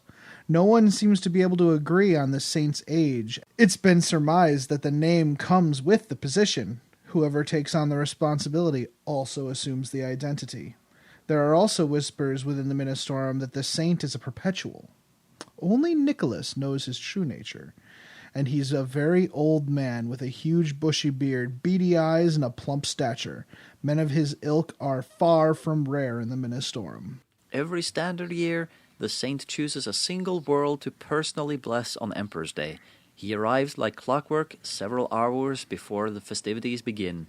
The lunar-class cruiser assigned to the Emperor's Day Division, the Harbinger of Celebration, is one of the most accurate and fastest void ships in the galaxy. It's been painted bright red, white, and gold, which makes it very appealing to orc raiding parties. But she's always been able to repel any attackers. The Harbinger of Celebration. I love it. Yeah. It's so Imperial, but not. Sorry, I'm breaking the mood. Yeah. Games Workshop should pay us. Yeah, I know, right? I hope everybody got their cocoa, because you can't listen to this story without cocoa. Anyways, or cocoa with a little bit of Irish in it. Anyways, when he arrives at a world, Nicholas mounts his land chariot, which boasts a very unique teleport homer, and flies down to skim the planet's surface. There, he summons forth gifts from the cruiser for thousands of Imperial children. It's thought that St. Nicholas knows which children have been especially loyal to the God Emperor of mankind, and they all get wonderful gifts like new work gloves or grade B rations. The children of governors, generals, and other important individuals, of course, receive far more luxurious gifts. Imperial Saint Nicholas is also said to know when you're a heretic. He will stop at the domicile of all the heretics on the chosen world and mark their doors with a special psychic symbol which cannot be removed by normal means. That night, at the blessing ceremony, the heretics are brought to the place of celebration and burned alive. Only then do the symbols on their doors disappear. Ooh. Obviously, great adulation greets the saint wherever he arrives on the chosen world. Gifts are one thing, but purging the world of all heretical influence, even for a short time, is seen as a massive blessing. This isn't merely true from a spiritual perspective, but from an economic one. When the galactic neighbors of a world blessed by the saint get word of his visit, they'll want to do more business with that world. The idea is that the world is much safer and more trustworthy. Also, regional powers such as the Adeptus Sororitas and the Adeptus Astartes will pay a bit less attention to the world due to its spiritual cleanliness. This creates breathing room for a lot more black market trade, which is also, to some degree, improving of the world's economy. This tradition has survived for centuries. St. Nicholas never fails to arrive, bringing happiness, peace, and justice wherever he goes. That is, until last year. In 995.998 M41, a shadowy figure appeared on the world of Tristane, just days before the saint. When the bright red harbinger of celebration appeared in orbit above Tristane, they found the world in ruins. The shadowy form had corrupted every soul on that humble world. The people refused to work, demanded tribute from the saint, and denied the very existence of the God-Emperor mankind. As every man, woman, and child was incinerated from head to toe for their sloth, avarice, and blasphemy, a single name escaped from their screaming lips: Krampus. Dun, dun, dun. So that's the background of Emperor's Day. I hope you all liked it. So now we're going to go into a little bit of background for the campaign. It's set on the feudal world of Cavonia, which is a rather nondescript little world. It still boasts wide expanses of wilderness, but is dotted with glittering hive cities. The world boasts a significant amount of radioactive material in its core, which is harvested non-stop from boreholes in the earth. The ore is then transferred to the world's only moon via mass driver for safe processing. The imperial governor, Shastus Cavoneth, rules in the most acceptable way to the Imperium, with fairness, ruthlessness, loyalty, and devout faith. His family not only holds the position of imperial commander of the region, but also heads a household of imperial knights. The Cavoneth family has served the Imperium faithfully, both as rulers and warriors, for centuries. Yeah. Cavonia and their rulers have always been extremely devout to the imperial creed. It's actually an important part of the social structure of the Cavonians to make unsolicited grand gestures of faith. So sometimes these gestures can be dangerous in the extreme. It's almost like being in a love of the emperor frat house. Cavonians often let the emperor decide their fates in matters of disagreement, whether through games of chance or duels to the death or whatever. Shastus Cavoneth himself, just 1 year ago, brought his own eldest son before a throng of gathered citizens, accused him of blasphemy against the Emperor of Mankind, and hanged him by his neck until he was dead, weeping openly throughout the entire process. This year, Cavonia has been chosen for the saint's blessing. If any world should be safe from the devilry of the Krampus, that world should be Cavonia. Although the harbinger of celebration arrived at Cavonia much earlier this year, the corruption of the Krampus began to rear its ugly head long before. The slums of Cavonia's moon began to show signs of unrest a few days after last year's Emperor's Day, and matters degenerated as the year progressed. The workers on the moon demanded better treatment, more rations, and leisure time. This, of course, was flatly denied. Terrorist activities began to spread throughout the Cavonian society as Emperor's Day drew nearer. Then, as the saint's vessels translated from the warp, an explosion rocked the moon's mass conveyor system and its twin down on the planet, effectively shutting down processing. Moments later, strange portals began opening across the surface of the planet and on the moon base. The enemies of the Imperium poured out of them and began wreaking havoc upon the population. The Harbinger responded by releasing hundreds of her own landing craft. Fortunately, this year, St. Nicholas brought backup. That's right. So, basically, this is a campaign pitting the forces of St. Nicholas, which is the one player, versus the forces of the Krampus, which is the other player. And it could be run as an event between a couple friends over the holidays or a large group of people. So if you're going to be playing it to a perfect theme, it's really best to use the Adeptus Sororitas versus Chaos Demons. But any forces of the Imperium versus Chaos faction will do for a reasonable narrative.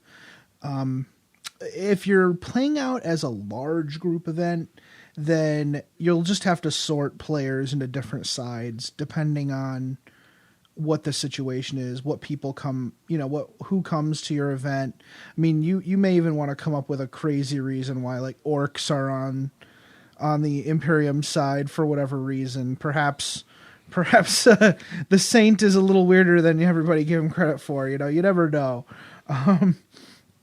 But yeah, it's basically a powerful Ministorm Saint versus the greater demon of Slaanesh, Krampus. So, with this event, there's some event-wide special rules that we would like to cover. The first one is festive terrain. You are encouraged to use winter terrain for this event. Water terrain is frozen, but still counts as difficult terrain because it's slippery. Mm-hmm. Add a few patches of white terrain which should count as snowdrifts, and hills are massive snowdrifts.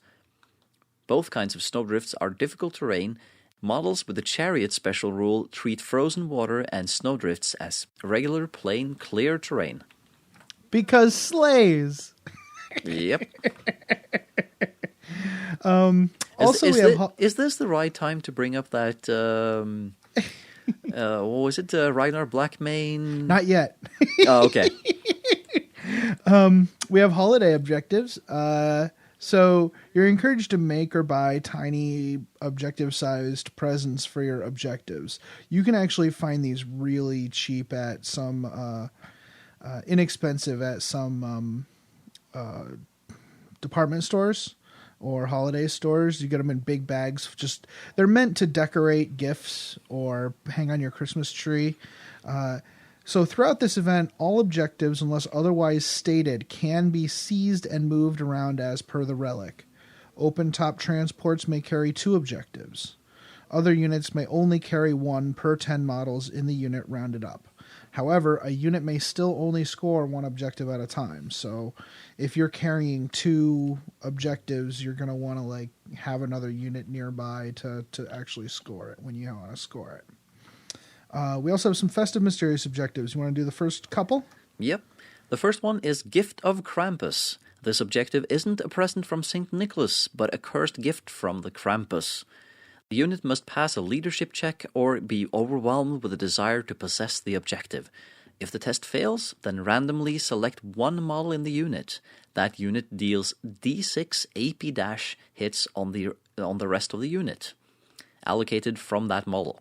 That model deals D6 AP- hits on its own unit, allocated from that model.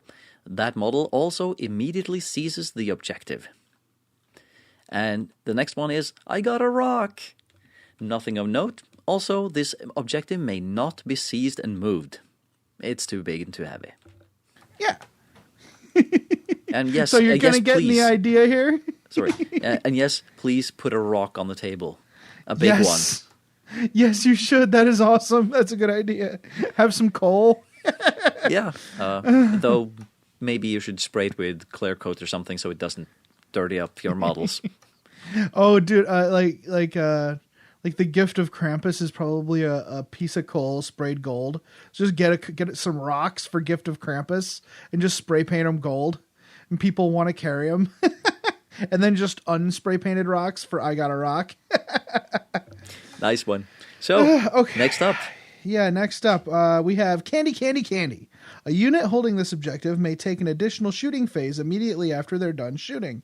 If they do so, they may not move nor shoot at all until the end of their next turn. This includes Overwatch and fleeing, but not piling in. They're also considered under the effects of concussive until the start of their next turn. So they ate too much candy. They get an extra shooting phase, but they're so full of candy they can't even run away or Overwatch. So basically, they're hyper, and then 6 seconds later, they have total brain crash. That's right. It is some serious candy. The next one is You'll Shoot Your Eye Out. The unit holding this objective can use the powerful ammunition stored here. They add +1 strength to their shooting attacks, maximum strength 10. Their weapons also have the Gets Hot special rule. If one of these weapons already has Gets Hot, then it suffers -2 to the saving throw for wounds suffered by Gets Hot. So instead of making it more Gets Hot, it's just harder to save from the Gets Hot. The fifth one is Light My Way. And This infrared beacon can pierce through almost any obfuscation. A unit holding this objective gains the ignore cover special rule. Yeah, that objective is, not only does it make sense from a narrative perspective because Rudolph, but also it helps quell some of the environmental conditions that we talk about in a little bit. And last, Altar of St. Nicholas. Unit loyal to St. Nicholas is fearless while holding this objective. A unit loyal to the Krampus gains Furious Charge and Rage if they are holding this objective before they launch an assault, and counterattack if they are assaulted. If the followers of Krampus were holding the objective at the end of the shooting phase, but are not in the assault phase, they also keep this ability until the end of their turn. Yeah, we do that because it's possible they could assault off the objective, so they get to keep it until the end of the turn, even if they're not actually technically holding the objective. Yep. So we have also some environmental conditions. Instead of night fight, we have a thing called blizzard conditions. Beginning on turn 1, all models enjoy a +2 cover save. At the start of every turn thereafter, roll a die. On a 3+, reduce the cover save bonus by 1 to a minimum of 0. Clearly, we can't have a -1 cover save. Additionally, it's very hard to see the attacks coming in the blizzard. For this reason, any rules which allow you to reroll saves, not just cover saves, do not work at all during the blizzard. Note that any ability which normally negates night fight only reduces the cover save by 1. It doesn't negate the other effects. So this isn't just a blizzard, it's fluffy thing. It's also kind of a good way to negate some of the more mean lists out there. It's kind of an exclamation point at the end of the rules section to say, by the way, this is really meant to be just for fun. And if you're using crazy reroll abilities, then, well, I guess you're gonna be in a bad way here. So, if you're playing this as a group event, then this event should feature a Master of Festivities to adjudicate some of the odd situations which may arise from such odd missions. Also, someone has to give out the candy. The points levels for each mission is up to the Master of Festivities depending on how much time is allotted at the location where you play.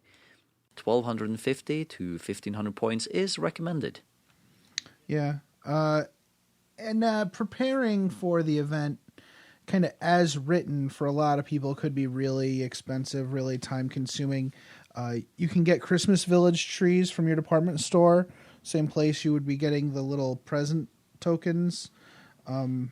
The white felt can be gotten there. It's very simple. Just cut kidneys out of the white felt. It's like 50 cents USD for a piece of that felt. About 8 by 8 inches by 5 inches, or 11d12 centimeters. I don't know in that other measuring system. I'm not sure. Yeah, just don't try, Adam. Just it's like just leave it alone. You're just confusing yourself. You can also kind of do. I would say that you could probably do 4 tables for under $30 USD. You give it a try. You also need candy, right? Yeah, you can't do this without candy. No. I'm thinking it might be good just have each person bring in a bag of candy. It'll cost them $2.50 for a bag of just simple, like, Hershey's minis or something like that. That's kind of what I'm going for, like a small candy bar sized piece of candy for the missions. Yeah, it's always nice for people to bring their own candy and just let the Master of Festivities know, because if you fall over almost dead because you have an anaphylactic shock from eating peanuts or something, then that would be really bad. So, that's a good play point. safe. Note here, why don't we do the results after the missions for the purposes of the podcast? It's time to open the bag for the first mission, and it's called Doorbusters. Although the main threat lies in Cavonia's moon, the curse of the Krampus has spread to one of the world's hive cities. The curse must be cleansed from the world in order to form a secure beachhead. The greedy masses of heretics at Cavonia Hive Secundus won't give up their cause without a fight, though. It is the mission of St. Nicholas's forces to assault and hold Hive Secundus at all costs. St. Nicholas has scrambled his forces with haste in order to take advantage of a passing blizzard which should allow them to assault the enemy positions without being mauled too badly. Nice. Yeah, so at this point, the moon is completely overtaken, but there's one city that's also been taken over. So the forces of St. Nicholas are the attacker, and the forces of the Krampus are the defender. And the battlefield is kind of set up that way. All the bigger intact buildings will be on the Krampus side, and then in the middle place some ruins, and then at the other end is more just wilderness, wintry terrain where the attackers will be. For objective markers, the defender actually gets to place 2 on their table half. Then the attacker also places 2 objectives on the defender's table half. So the attacker has to go get those objectives. This is the Dawn of War deployment. So first of all, I wanted to note, for all of these missions, regardless of who wins, the player of the forces loyal to St. Nicholas must eat as much candy as their opponent ate throughout the game. So the forces of the Krampus will always be eating candy as the game goes on, and then then keeping track of how many he ate, and then the forces of St. Nicholas will have to eat the same. She'll have to eat the same number. So the primary objective is players score 3 points for each objective marker held at the end of the game.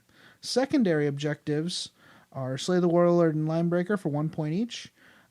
Then we have You've Been Naughty. The forces of St. Nicholas score 5 points if they destroyed more than 50% of the enemy's units during the game. The second objective is We Want More. The forces of the Krampus are given a piece of candy when they destroy an enemy unit. Place it on the battlefield where the enemy was destroyed. If a unit belonging to the forces of the Krampus moves into base contact with the candy, they score 1 point, and the controlling player must eat that candy. Yes, they must eat as much candy as they collect, but may only score up to 5 points. The special rules for this mission are blizzard conditions, reserves, festive terrain, holiday objectives, and festive mysterious objectives. And if we dig through our bag, we will find another mission, and this time it is Sinful Sots. Although I'm sorry, I'm just killing myself over here. I have no idea what the sot is. It comes from the Grinch song. Okay, I've seen the Grinch movie. He's the king of sinful sots. Oh, okay. I need to watch that movie again. Maybe I'll have it. We can't say on the podcast. Yeah, that's nice. Sneaky. Beep. Although the Saints' forces have taken hold of Cavone itself, the heretics of the Krampus are still active on the moon and have been using it as a staging point for raids on the world below. The Krampus has convinced the heretics that they deserve not only the gifts brought to the world by St. Nicholas, but more food rations, weapons, and ammunition. This has been rather successful due to the hasty nature in which the saint dispatched his forces. It is the duty of the loyal followers of St. Nicholas to put an end to these raids and crush the opposition. Since they will be far from supply lines, they will be receiving airdrop support from St. Nicholas himself. Ooh, St. Nicholas is going to be helping them out. So, basically, it's an open field of battle with kind of just your kind of winter terrain, hills and stuff. For objective markers, the forces of the Krampus begin the game in possession of 2 objective markers, so they'll be carrying them like the relic. We're going to use Hammer and Anvil for this one. So the primary objective is simple, 1 point for each destroyed enemy unit, basically kill points. The secondary objectives are Slay the Warlord and Linebreaker at 1 point each. We also have our 5-point unsymmetrical objectives. First one is Mine. Mine! If a unit controlled by the forces of the Krampus are in possession of an objective, they may destroy that objective at the start of their turn and receive a piece of candy. If the player eats that candy, the unit may act as if under the effects of any festive mysterious objective until the end of their turn. They also receive 1 victory point. They may eat as much candy as they collect, but may only score up to 5 points. The other one is you get nothing. The forces of the Saint receive 5 victory points if they hold more objectives than their opponent at the end of the game. So the forces of the Saint are trying to get the forces of the Krampus not to eat all the candy that's dropped in, and they're trying to hold on to it at the end of the game. And the special rules for this mission is blizzard conditions, reserves, festive terrain, holiday objectives, and, again, festive mysterious objectives. Mm-hmm. And we have a couple of specials here. And the first one is the Land Chariot of St. Nicholas. Ministorum St. Nicholas will fly around the battlefield, dropping supplies into the fight. At the start of the game, the player loyal to Nicholas will deploy a token or model representing Nicholas in his chariot. For this mission, the chariot has the following profile: ballistic skill 6, and an armor value of 13, 13, 10, 5 hull points, and 4+ invulnerable save. It also has flyer and vector dancer. The player loyal to Nicholas controls the chariot as if it was a unit in his army. And this is pretty much where Ragnar Blackmane comes in with his fantabulous wolf-drawn Christmas sleigh. Oh, yeah. Jeez, what was Games Workshop thinking when they made that model? They were thinking, I needed a model to represent St. Nicholas for my Christmas campaign. Duh. Yep, I guess so. The next special rule is supply drop. At the end of their movement phase, the controlling player must place an objective marker on the battlefield within 6 inches of the chariot of St. Nicholas. This objective scatters as if deep striking. If the objective lands touching impassable terrain or most vehicles, stop the scatter 1 inch from it. If the objective lands touching an open-topped vehicle, walker, or other non-vehicle model, treat that model as if having seized the objective and is now carrying it. They basically catch it. There is no limit on where these objectives may be placed on the battlefield. So basically, the St. Nicholas flies around. He can't hover, but he flies around, and every turn he must drop one of these presents on the ground. And if infantry or an open-top vehicle catches it, they're in possession of it. And next we have more candy. Whenever the chariot of St. Nicholas loses a hull point, the controlling player must drop another objective marker. And finally, save the saint. If St. Nicholas is destroyed, place an objective marker where he was destroyed. You can still eat it, though, because chaos. He's a perpetual or something, so it doesn't matter. It doesn't matter. He'll just reform out of their spore, I guess. I don't know. And we still have a few more missions in our bag, so mission 3 is the real meaning of Emperor's Day. Of course, the real meaning of Emperor's Day is the celebration of undying devotion to the God Emperor of mankind and the purgation of his enemies. The Imperium would rather not lose the refining facilities on Cavonia's moon, so St. Nicholas orders his forces to attack the installation and purge all defenders. Nicholas himself is leading the charge, and he is destined to clash with the Krampus, who has personally fortified the heretic's position. Bum, bum, bum. Ooh, this is scary. Yes, so both players get to bring an army of their choice to the field at the normal points level for the event. But in addition, they receive a single model for free and do not count towards any detachment or formation if they don't want it to. The unit counts as the player's warlord.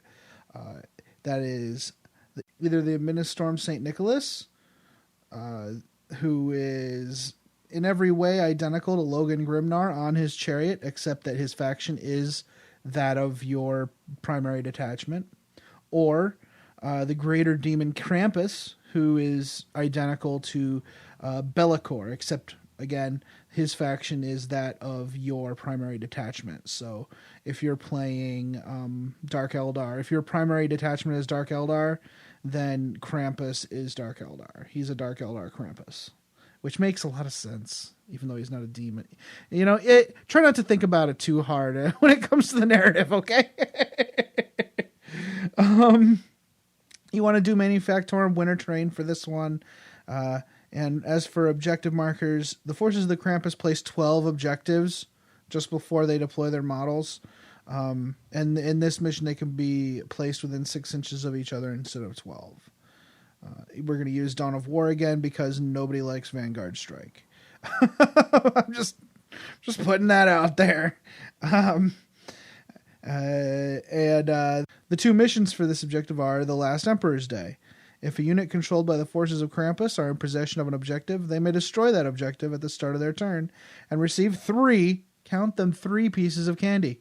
If the player eats all that candy, the unit gains the Fleet, Furious Charge, and Eternal Warrior special rules. For each successful assault made by units under the effects of a destroyed objective marker, the forces of the Krampus score 3 victory points. There is no limit for this objective. So whereas before we were limited by 5, I'm encouraging people to get sick eating candy.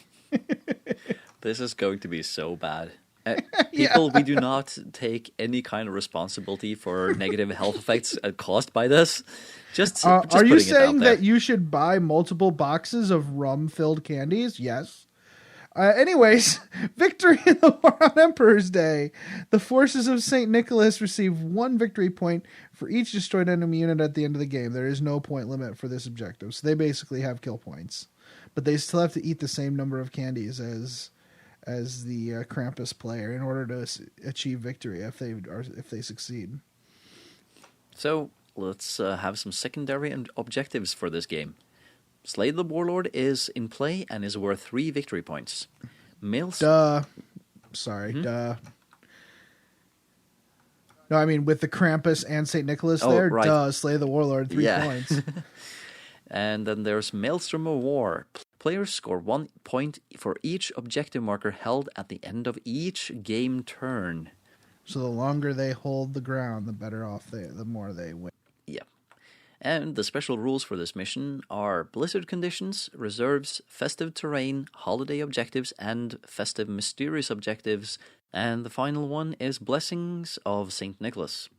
The player controlling Ministorum St. Nicholas may drop a single objective within 6 inches of his base at the start of their player's turn. These objectives may be placed as close to any other objectives as you wish. So, if you want to pile 6 objectives on top of each other, go ahead. That's right, but you can still only score 1 objective per unit, so it's still your enemy still has to assault the damn thing, so it's pretty good.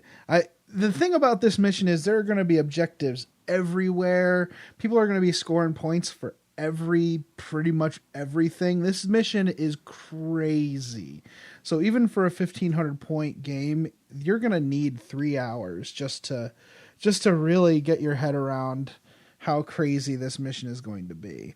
So this really punctuates how casual these missions really are. So do you want to quickly talk about what happens at the end of the campaign or event, Snorri? Yeah. There's one thing I'm wondering here. You have 001001 and blah blah blah, but there will be 3 games played, won't there? Or is it just like if you don't have time for all of them? If you tie.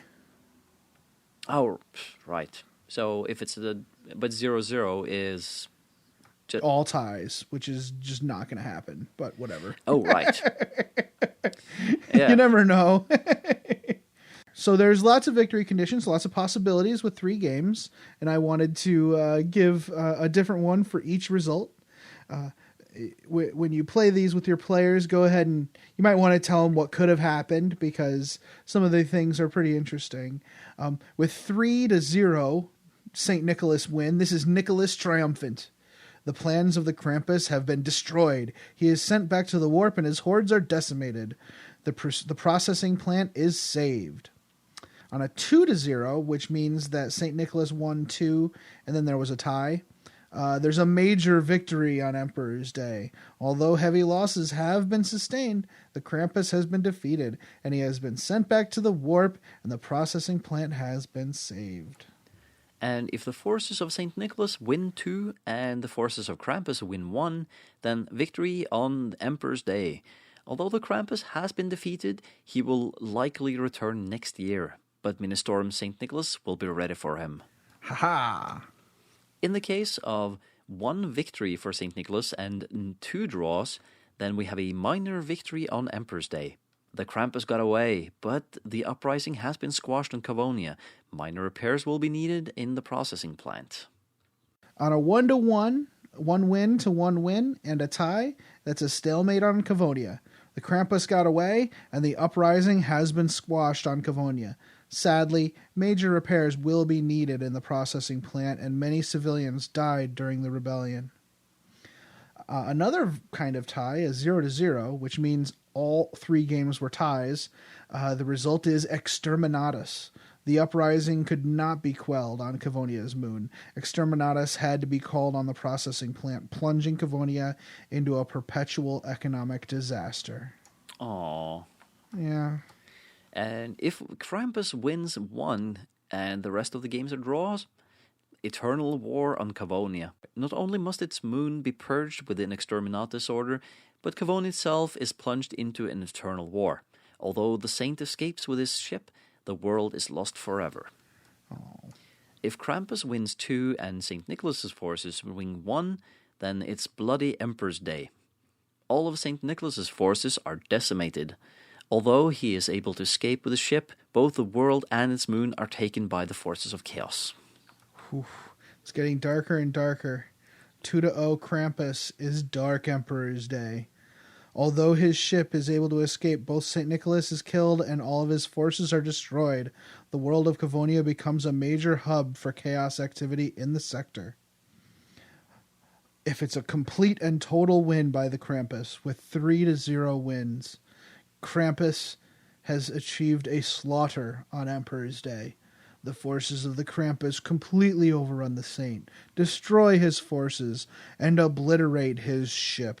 St. Nicholas himself is captured, tortured, and sacrificed to the dark gods, generating a warp storm around the world of Cavonia. The region is plunged into darkness and becomes a key staging ground for the forces of chaos. Feel free to, when you're doing a big group of people, you might want to, each round of play, figure out which side won.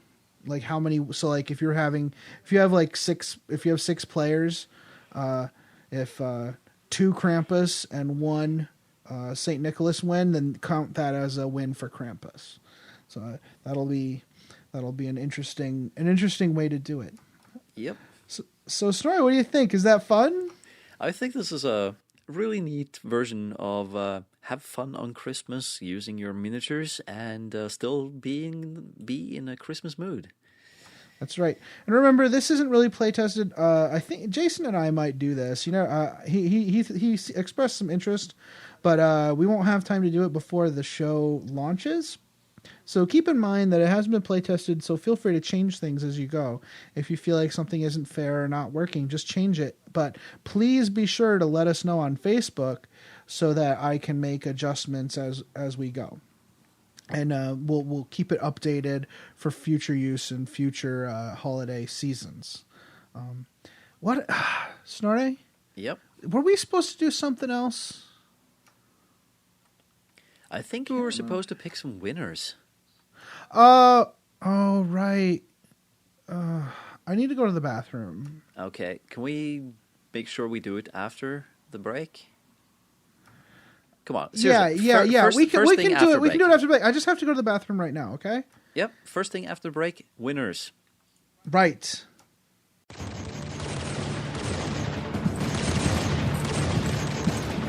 Hold on! NGC 40K, where the story meets the table. Join the hosts at Pete's Bar as they explore the craft behind the models, the story behind the scenarios, and the camaraderie behind the game. Listen to the podcast and join in the discussion at ngc40k.com.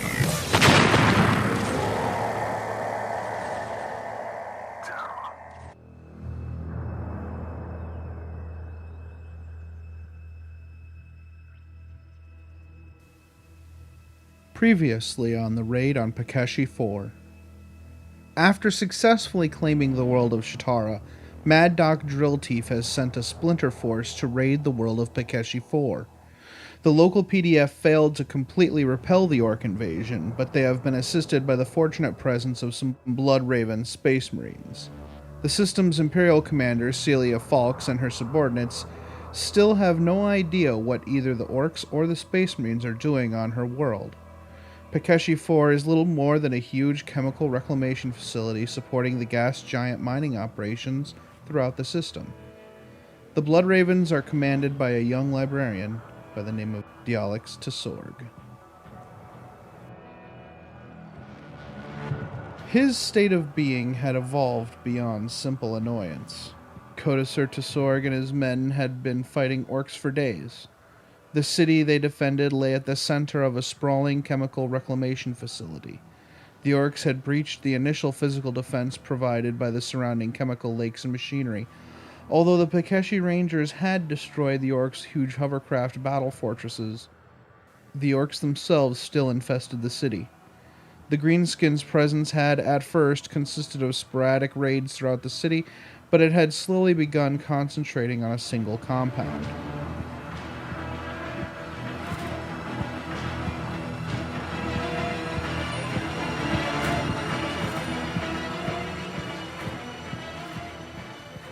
The locals, of course, did not realize the compound's significance as a secret research facility for the Inquisition. Tsorg and the rest of the Bloodravens knew the truth, of course. Hours ago, Tsorg had deemed it tactically significant considering the Orcs' new posture and had made the region's Imperial commander, Celia Falks, aware of the truth. It had become clear that the Orcs had learned some information about the compound, information which held a certain importance to whatever debased plans their warlord had in mind. The librarian was bloodied. His muscles were sore from being stretched taut by grimy ropes and chains. He was not unconscious. No matter how badly they beat him, he refused to give them more information than he cared to, and he dared not black out. One thing that he had learned from his recent campaigns against the Orcs was to never show weakness. He couldn't give nothing to the Orc, though. Orcs are an impatient lot and don't suffer long an arduous task with no clear benefit. His torturer was a squat Orc the others called Frang. This odd, older, yet somewhat stunted Orc was the king of his domain. The wide alley was a charnel house of horrors, where Frang's other victims were strung up, beaten, and disemboweled. Frang carried a long-handled hooked blade, clearly the device which had been the instrument of this Golgothan symphony of horrors. Among the victims was a single Astartes, so horribly beaten that Tsorg could not identify the corpse.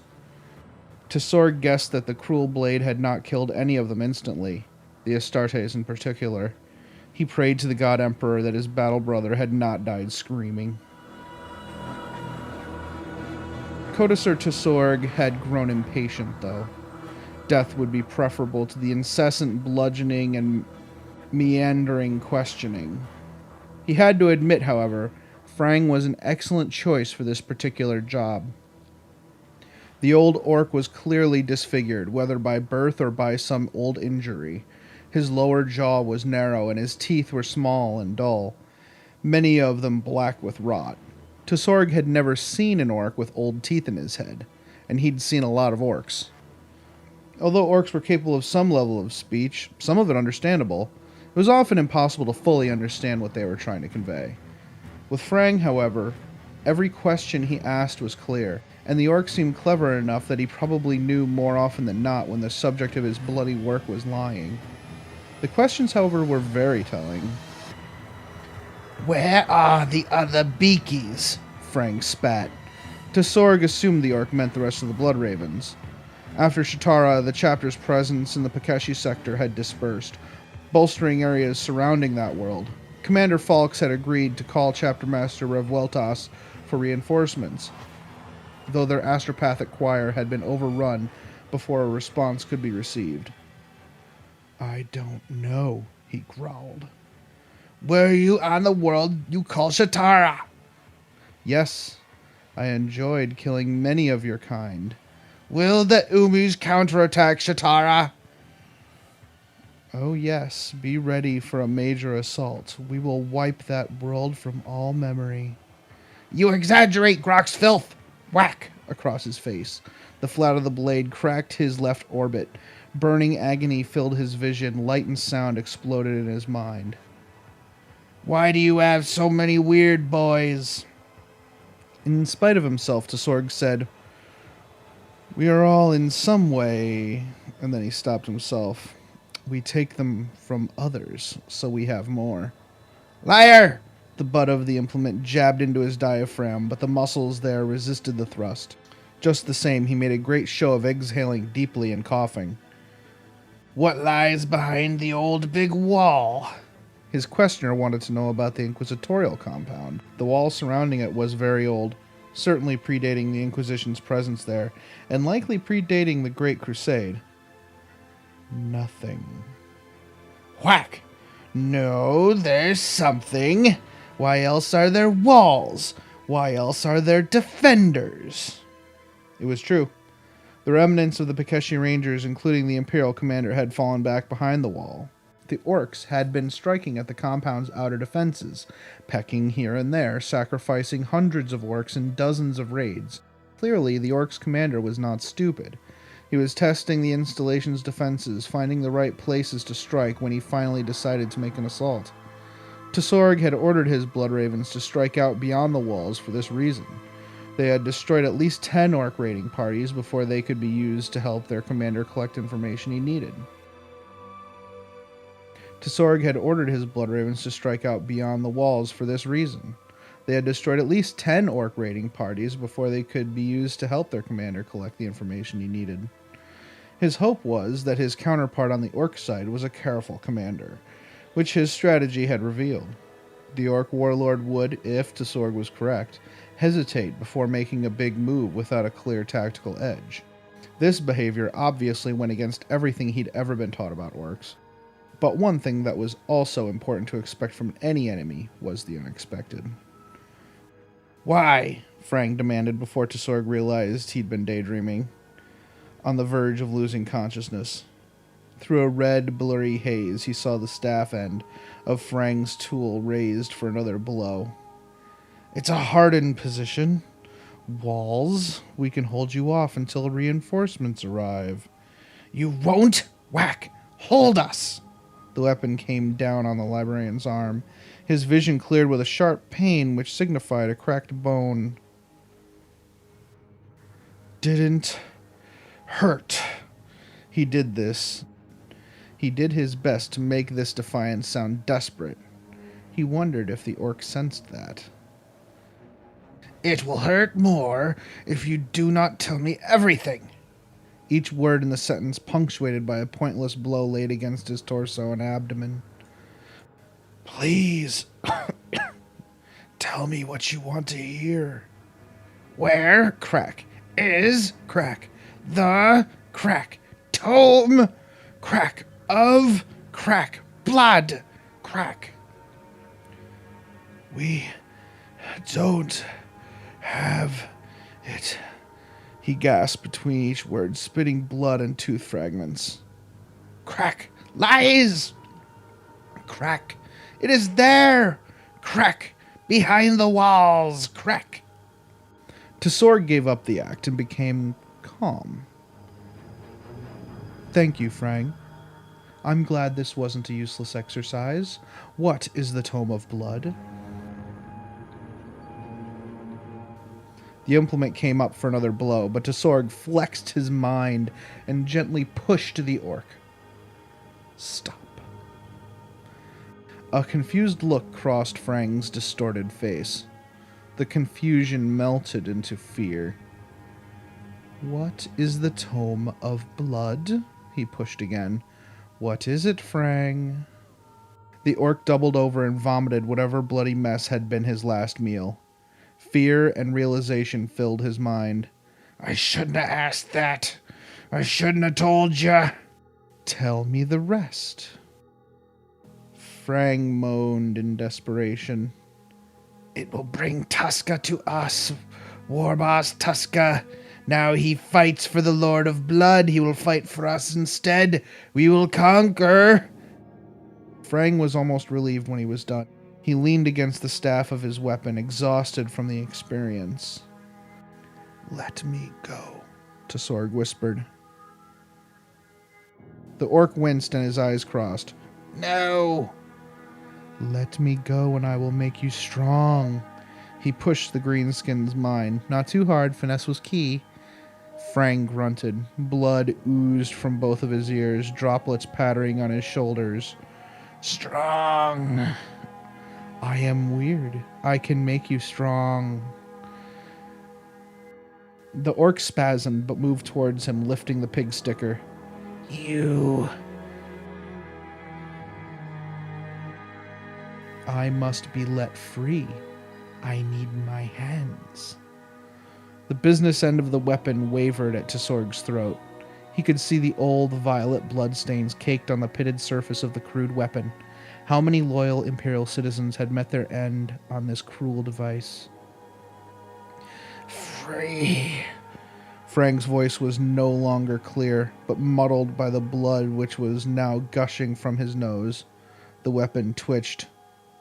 Please don't die yet, Tsorg thought in spite of himself. Tsorg felt the pig sticker graze his cheek and swipe at the ropes binding his left arm. The cracked bone in that arm became a sudden distant memory as the muscles in his forearm and shoulder screamed at being moved after long hours of tension. Despite the agony, he focused his attention back on his captor. You fool! You have let your prisoner go free. No. You will be executed. He pushed hard with that last word, putting all of his hate into it. The orc spun his blade around, opened his mouth wide, and bit down upon it, cleaving his own skull from the inside out. Frang collapsed, his head cracking open, and a fan of chunky meat ejecting from the wound. Tsorg immediately reached out, took the weapon, smashed the blade against the chains holding his other arm in place. He thought about looking for his armor, but decided that might be a deadly waste of time. He hefted Frang's bloody device and began climbing the nearest building. He had to get a lay of the land, find a path of least resistance back to the compound. As he climbed, he became more aware of the world outside the alley. The acrid odor of the world's air was actually refreshing compared to the offensive environment in Frang's Golgotha. The crackle of small arms fire rippled in all directions. But there was no heavy artillery. Good, the orcs hadn't started their major offensive yet. When he'd allowed himself to be captured, Tsorg had gambled with that eventuality. His curiosity had overwhelmed his caution, however. He'd had to find out why the orcs had come to this backwater world, and why they were willing to sacrifice so much for so little. When he reached the top of the roof, he found something waiting for him. His initial reflex was to duck back down, but the orc was staring directly into his eyes. He could immediately feel the orc's connection to the warp. Its burn-scarred body was practically naked, adorned with only a few bleached bones and trinkets. It leaned on a long, ornate staff. Tsorg's caution once again lost the battle against his curiosity, and he pulled himself up onto the roof. So, are you my counterpart? He rasped. It was possible he had bruised ribs. The orc's response was not verbal. Close enough. Your things. It gestured to a large burlap-covered bundle nearby. Thank you for visiting. I learned much. I learned a great deal as well, he said almost defiantly. Yarr. You delivered yourself to us. Smart, Yubi. Smart one. Go on, take your things and go. Why, You need to find what we're both looking for. You won't get it. We'll see, Yumi. And the orc smiled. We'll be coming soon. I cannot hold back the Big Mac forever. So you be sure to find the tome before we get there.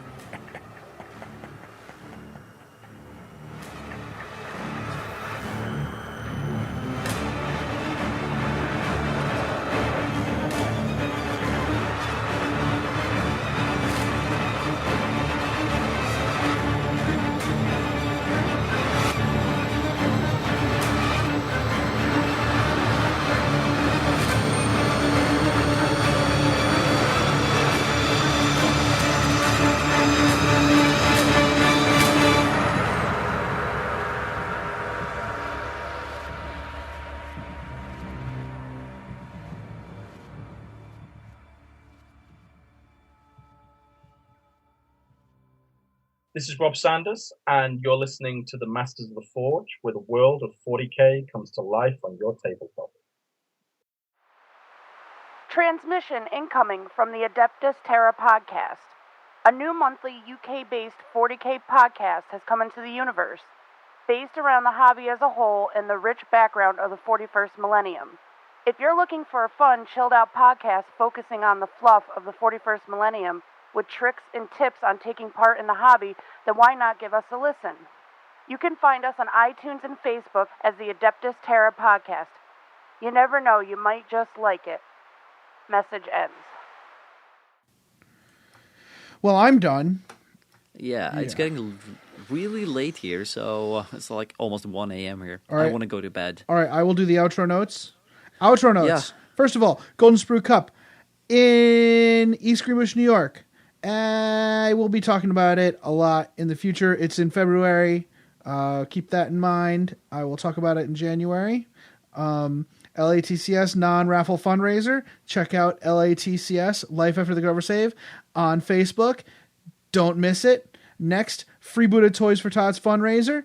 Keep bidding. Bid. Look at the Free Buddha. Look at our Facebook page because we're posting those as quickly as they come out, and it's all for charity. All for charity. Don't worry about getting it at the last second.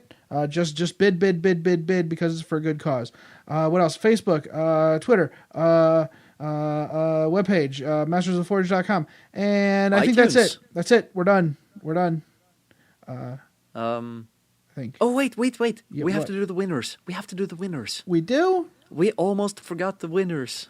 Oh, well, it's a good thing you're here to keep us in line. All right. And I'm the timer. Oh, seriously. Who won? All right. Who is our European winner? Our European winner. Well, you can say Wiener because he is from Holland. Though it's kind of Germany that's famous for the wieners. But yeah, our sausage fest. There's so many levels to that, Snorri. So many levels And to it that was one. totally unintentional too. Anyways. Sorry, Holland. I don't mean to offend you by putting you in the same box as Germany, but our European winner is from Holland, and his name is Vincent van der Sluis. That is such a badass name. It kind of sounds a bit like Vincent from the gate in the water thing, a sluice, you know, or like Thunder idea. Sluice, like he's one of those tobogganers, or one of the the downhill super fast tobogganers. Thunder Sluice. Whoosh! Anyways, who's the second one? Who's our American winner? Who's the Stars and Stripes winner? The Stars and Stripes winner is a gentleman named Jacob Selvage. Woo! Congratulations, guys! You both won a Tech Marine because you're boring, so you asked for a Tech Marine. Yeah, we'll try to get those out. Paycheck after this one. Not just paycheck. Yeah. And just to be sure that we get this to you as cheaply as possible, we are going to contact you both and see if we can find a Games Workshop store where we can do a ship-to-store. Yeah. All right. So I think that's really it, isn't it? That really is That it. really We've is done it. everything. We are done. I do want to remind people, this will be the only episode for December because of the holidays. We always do this. And we'll come back for episode 43 in January. And we're only 7 episodes away from episode 50 and our 2-year anniversary. Until then. Oh my God. Yeah. I think it's supposed to be play the game the way you're supposed to. But no, wait, it's play the game the way you want to. There we go. That's right. And also, this year's Drunken Cards Against Humanity Fest with Jim and Camille will be recorded and not released again. Good night, everybody. Merry Christmas. Happy holidays. And all that other heathen stuff that people don't like in the U.S. Bye. Oh, wait, did I say that the Christmas is based on a heathen tradition? Good night, everybody. Is it? Good night. Good night, everybody. Okay, I should shut up now. Bye.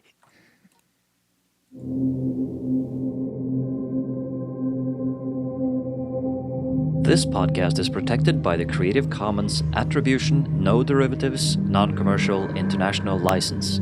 More information about this license and contact information if you have any requests can be found at our blog, mastersoftheforge.com.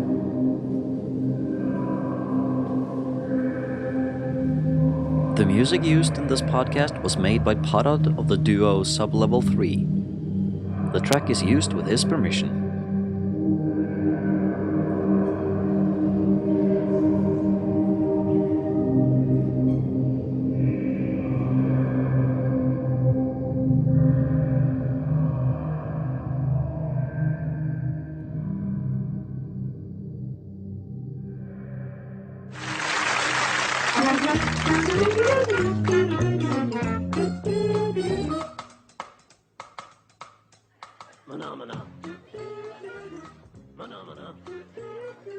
I forgot it again. Star Trek Wyvern. Attack Wing. Or a wyvern. Damn it. Alright, starting again. Doing math now. This episode sucks. I have to do math. And that's when you wanted me to just cut in? Oh, yeah. Yep. Hold on. Let me think. So, Snorre, could you give us a little taste of what's going to happen here on the can you blast? Because on Terra, when the cold bleh. Say hi to Wendy for me. Can you hear her? Yeah. The Imperial Governor Shastas Kavonath the Imperial Governor Shiva bleh. It's an important part of their social structure of the It is, and it's cut out the because I'm going through this thing. All right, Star Trek Attack Wing. Star Trek Balls Amaze Balls. What was it? Star Trek Amaze Balls Attack Wing. That one. I think so. Okay. The next special rule is supply. I have so much candy in me right now.